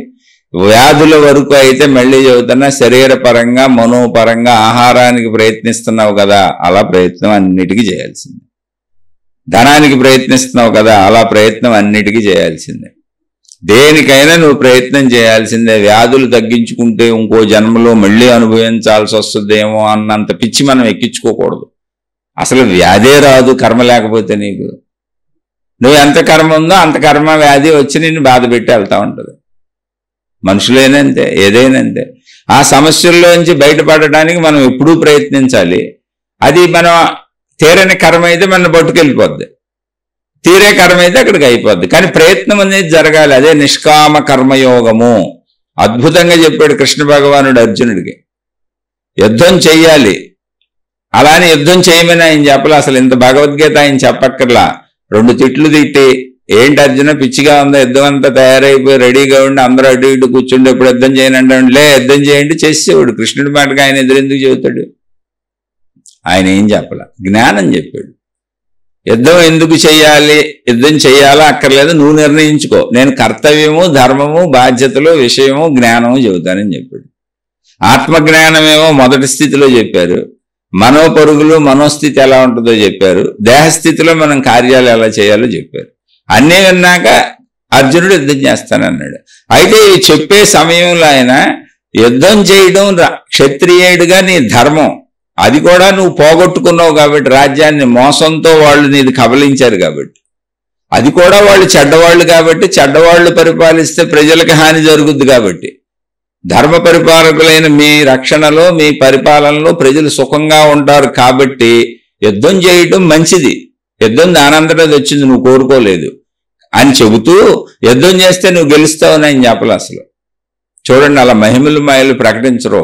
నిజమైన గురువులు జ్ఞానం చెబుతారంతే. యుద్ధం చేస్తే నువ్వు గెలుస్తావయ్యా అర్జున అని చెప్పలా కృష్ణ భగవానుడు. యుద్ధం చేస్తూ ఒకవేళ చనిపోయావు అనుకో, ధర్మ నిర్వహణలో చనిపోయావు కనుక నువ్వు చేసింది పుణ్యకార్యమే అవుద్దని చెప్పారు. నీ ధర్మాన్ని నువ్వు నిర్వర్తిస్తూ చనిపోయావు. కాదు, యుద్ధంలో ఒకవేళ గెలిచావనుకో చక్కగా మీ రాజ్యం మీకు వస్తుంది, మీరు హాయిగా పరిపాలించవచ్చు, అది ధర్మమేను, మీ ధర్మ పరిపాలనలో ప్రజలు సౌఖ్యంగా ఉంటారు అని చెప్పారు. అది ప్రయత్నము అంటే. కాబట్టి ప్రయత్నం అనేది శరీరం ఉన్నంత కాలం, నువ్వు ప్రయత్నించగలిగినంత కాలం. నువ్వు ప్రయత్నం అక్కర్లేదని ఇప్పుడు చాలా మంది వృద్ధులు ఉంటారు, ఏమీ చేసుకోలేరు, అలా మంచాల మీద పడి ఉంటారు. ఎందుకు? నాకు తెలిసి ఒక ఆయన ఉన్నాడు, తాపీ మేస్త్రి, ఎక్కడో పని చేస్తూ పైన బిల్డింగ్ మంచి కింద పడిపోయాడు, నడుమిరిగిపోయింది, యవనంలోనే పడిపోయాడు. ఆయన బతికినంతకాలం భార్యాపిల్లలు ఆయన అలా మంచం మీద పెట్టి చూస్తూనే ఉన్నారు. అన్ని మలమూత్రాలు అన్ని మంచంలోనే 30-40 ఏళ్ళు బతికాడు ఆయన. ఇప్పుడు ఆయన ప్రయత్నించగలడా? ప్రయత్నిస్తే అవుద్దా? ప్రయత్నించలేని స్థితి దాని అంతటా అది వచ్చేస్తుంది నీకు. ప్రయత్నించే స్థితి ఉన్నప్పుడు ప్రయత్నించుకో. ప్రయత్నించే స్థితి ఇచ్చింది కూడా సృష్టి శక్తే, విశ్వశక్తే. కాబట్టి మహాత్ములతో పోల్చుకోబాకండే. అలానే మనం ఇప్పుడు ప్రయత్నించి తప్పించుకొని వ్యాధులు తప్పించుకుంటే మరుజన్మకు వచ్చే ఏమీ లేవు. ఇప్పుడు నిన్ను చంపేయాలనుకుంటే చంపేస్తాయి. ప్రయత్నించి మరుజన్మకు వచ్చేటట్టయితే అందరికీ జబ్బులు తగ్గిపోవాలి కదండి. అసలు జబ్బులతో చచ్చిపోతున్నారు ఎంత ప్రయత్నించినా చాలా మంది. మరి కొంతమంది బతుకుతున్నారు, 2 మంది చచ్చిపోతున్నారు. వాళ్ళు చచ్చిపోరు అప్పుడు కాదు, తీసుకుపోయే కర్మ అయితే తీసుకుపోద్ది, అంతవరకే ఉన్న కర్మ అయితే ఉంటుంది. అది అంత కర్మ నీకు తెలియదుగా. అందుకని వచ్చిన దానికి ప్రయత్నించు. నిష్కామ కర్మయోగం, నీ ప్రయత్నం నువ్వు చేసుకుంటే ఇల్లు. తగ్గితే తగ్గుద్ది, తగ్గకపోతే తగ్గదు. తగ్గితే హాయిగా బతుకు, తగ్గకపోతే నొప్పులతో బాధలతో బతుకు. కానీ ప్రయత్నం అయితే చేయాల్సిందే. ఎందుకని? ప్రయత్నించటమే శరీర లక్షణం, ప్రయత్నించటమే మనో లక్షణం. ఆకలికి ప్రయత్నం, దాహానికి ప్రయత్నం, చూడటానికి ప్రయత్నం, వినటానికి ప్రయత్నం, మాట్లాడటానికి ప్రయత్నం, రుచికి ప్రయత్నం, పంచేంద్రియ సుఖాలకు ప్రయత్నం, అసలు జీవించటమే ప్రయత్నం. ఊపిరి పీల్చాలి, ఊపిరి వదలాలి, ఊపిరి పీల్చాలి, ఊపిరి వదలాలి. జీవితమే ప్రయత్నం. ప్రయత్నం లేకపోతే అసలు నీకు జీవితం శరీరమే వచ్చేది కాదు. ప్రయత్నం కోసమే శరీరము జీవితం వచ్చింది. అటు ప్రయత్నము లేకుండా జీవించున్నన్నాళ్ళు కుదరదు. ఒకవేళ ప్రయత్నించకుండా నువ్వు ఉండాలి అని సృష్టి నిర్ణయించుకుందనుకోండి, ఇందాక చెప్పాను తాపీ మేస్త్రి పడిపోయాడు, ఇక ప్రయత్నం ఏం చేయలేడు ఆయన. అలాగే వృద్ధాప్యం వచ్చి 2 మంది మంచాలు ఎక్కేస్తారు, ఇంక లెగిసేం ప్రయత్నాలు చేయలేరు వాళ్ళు. అది అప్రయత్న స్థితి, అప్పుడు నువ్వేం చేయలేవు. అలాగే నీకు మామూలు స్థితుల్లో కూడా నువ్వు ప్రయత్నం మానేయక్కర్లా, అప్రయత్న స్థితి అదే వస్తుంది. అప్పుడు నువ్వు ప్రయత్నం చెయ్యు, నువ్వే చేయలేవు, చేయటం కుదరదు. కాబట్టి సోదరు అడిగిన దానికి నాకు తెలిసినంత వరకు చెప్పాను అనుకుంటున్నాను. మళ్ళీ చెబుతున్నా, ఇది జబ్బుల గురించే కాబట్టి శరీరం ధరించిన ఎవరికైనా ఆది వ్యాధులు ఉంటాయి, కన్ఫర్మ్డ్. అది శరీర స్థితి. అలాగే మనసుకి మానసిక బాధలు ఉంటాయి, అది మనసు స్థితి. అది వాళ్ళు దేవుళ్ళైనా సరే. కానీ వాళ్ళకి మొట్టమొదటి స్థితి ఏంటంటే నేను అనంత ఆత్మశక్తి స్వరూపురాను. మనసు దేహము 2-3 స్థితుల్లో ఉంటాయి. మనకున్నంత హైయెస్ట్లో ఉండదు. మనకి శరీరం మొదటి స్థితి. శరీరమే నేనన్నది మొదటి భావన మనకి. దాని తదనుగుణంగా మనసు నడుస్తూ ఉంటుంది. కాబట్టి మనకి దుఃఖాలు సుఖాలు ఎక్కువ ఉంటాయి, ఎక్కువ ఫీల్ అయిపోతాం, ఎక్కువ కోరుకుంటాం, ఎక్కువ బాధపడతాం. ఆ ఎక్కువ నుంచి నువ్వు ఆత్మజ్ఞానం తెలుసుకొని నువ్వు కూడా ఆ అనంతత్వానికి చేరుకోవచ్చు అంటానికి మహాత్ముల్ని అనుసరిస్తున్నాం తప్ప మనం శరీరపరంగానో మనోపరంగానో ఇంకే పరంగానో వాళ్ళతో పోల్చుకోకూడదు అసలు. ఇక ఈ మిడిమిడి జ్ఞానపు మాటలు అసలు చెప్పుకోకూడదు. మహిమలు లేవు, మాయలు లేవు, ఏమి లేవు. నీకు ప్రయత్నం కుదిరినంత కాలం నువ్వు మంచిగా జీవించడానికి ప్రయత్నించు. నీకు వచ్చిన ఆది వ్యాధులు బాధల కష్టాల నుంచి తప్పించుకోవడానికి ప్రయత్నించు. నీకు కావలసిన అన్నిటి కోసం సమకూర్చుకోవడానికి ప్రయత్నించు. అన్నీ నువ్వు ప్రయత్నిస్తేనే దొరుకుతాయి. ప్రయత్నమే జీవితం. ప్రయత్నమే జీవితం మొత్తం. అసలు జీవించడమే ప్రయత్నం. ప్రయత్నం లేకుండా జీవితం ఉండదు. అది మంచిగా చెయ్యని చెప్పారు. ఆ మంచే దేవుడు. అది మంచిగా చేయడానికి అవసరమైన జ్ఞానమే గురువు. ఆ గురువు నీ లోపలే ఉన్నాడు, ఆ దేవుడు నీ లోపలే ఉన్నాడు. నీ లోపల ఉన్న దేవుణ్ణి, నీ లోపల ఉన్న గురువుని బతికించుకోమని బయట గురువులు, బయట దేవుళ్ళు, బయట మతాలు, బయట గ్రంథాలు, బయట అన్నీ నీకు చెప్పాలి. అవి మంచివి నిజమైనవి అయితే. సింపుల్. అర్థం చేసుకోండి. నాకు తెలిసినంత వరకు చెప్పాను. ఎక్కడైనా ఈ శీర్షికకి సంబంధించి మీకు సందేహం ఉంటే తప్పకుండా అడిగే ప్రయత్నం చేయండి. నాకు తెలిసినంత వరకు మళ్ళీ వివరణ ఇచ్చే ప్రయత్నం చేస్తాను. నేను చెప్పిన వాటిల్లో మీకు ఏమన్నా నచ్చకపోతే, నేను సరిగ్గా చెప్పలేదని మీకు అనిపిస్తే నన్ను క్షమించి వదిలేయండి. ఆ గ్రంథంలో ఎలా ఉంది, ఈ మతంలో ఎలా ఉంది, ఈ దేవుడి దగ్గర ఎలా ఉంది, ఆ దేవుడి దగ్గర ఎలా అన్నారు, వీళ్ళు ఎలా చెప్పారు, వాళ్ళు అలా చెప్పారు, మీరు ఎలా చెప్పారు ఏంటని నన్ను అడగండి. నేను యావత్ విశ్వము గురించి అందరి గురించి తెలిసినటువంటి అద్భుత మహిమాన్వితుడిని కాదు. నేనే తోక చుక్కగానో ఆకాశం నుంచి రాలిపడలేదు.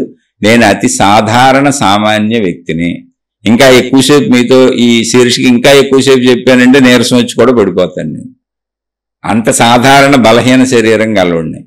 నాకు శరీర రుగ్మతలు ఉన్నాయి, అంటే శారీరక బాధలు ఉన్నాయి, మానసిక బాధలు ఉన్నాయి, కుటుంబిక బాధలు ఉన్నాయి, ఆర్థిక బాధలు ఉన్నాయి, సామాజిక బాధలు ఉన్నాయి, అన్ని రకాల బాధలు నాకు ఉన్నాయి. అందుకని మీకు నచ్చింది తీసుకోండి. ఒకవేళ నచ్చి అర్థమైతే, అంటే కొంతమంది ఎవరో అనుసరిస్తున్నారు, చెప్పమంటున్నారు, మాకు అర్థమవుతుంది అంటున్నారు.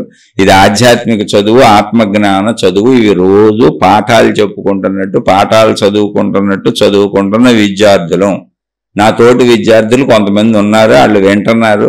వాళ్ళు చెప్పండి బాగానే ఉంది, ఇలా చదువుకుందాం అంటున్నారు. వాళ్ళ కోసం మాత్రమే చెబుతున్నాను. శుభమస్తు. మీకు మీ కుటుంబ సభ్యులకు మేలు చేకూరుగాక. మరొక కొత్త శీర్షికతో కలుసుకుందాం.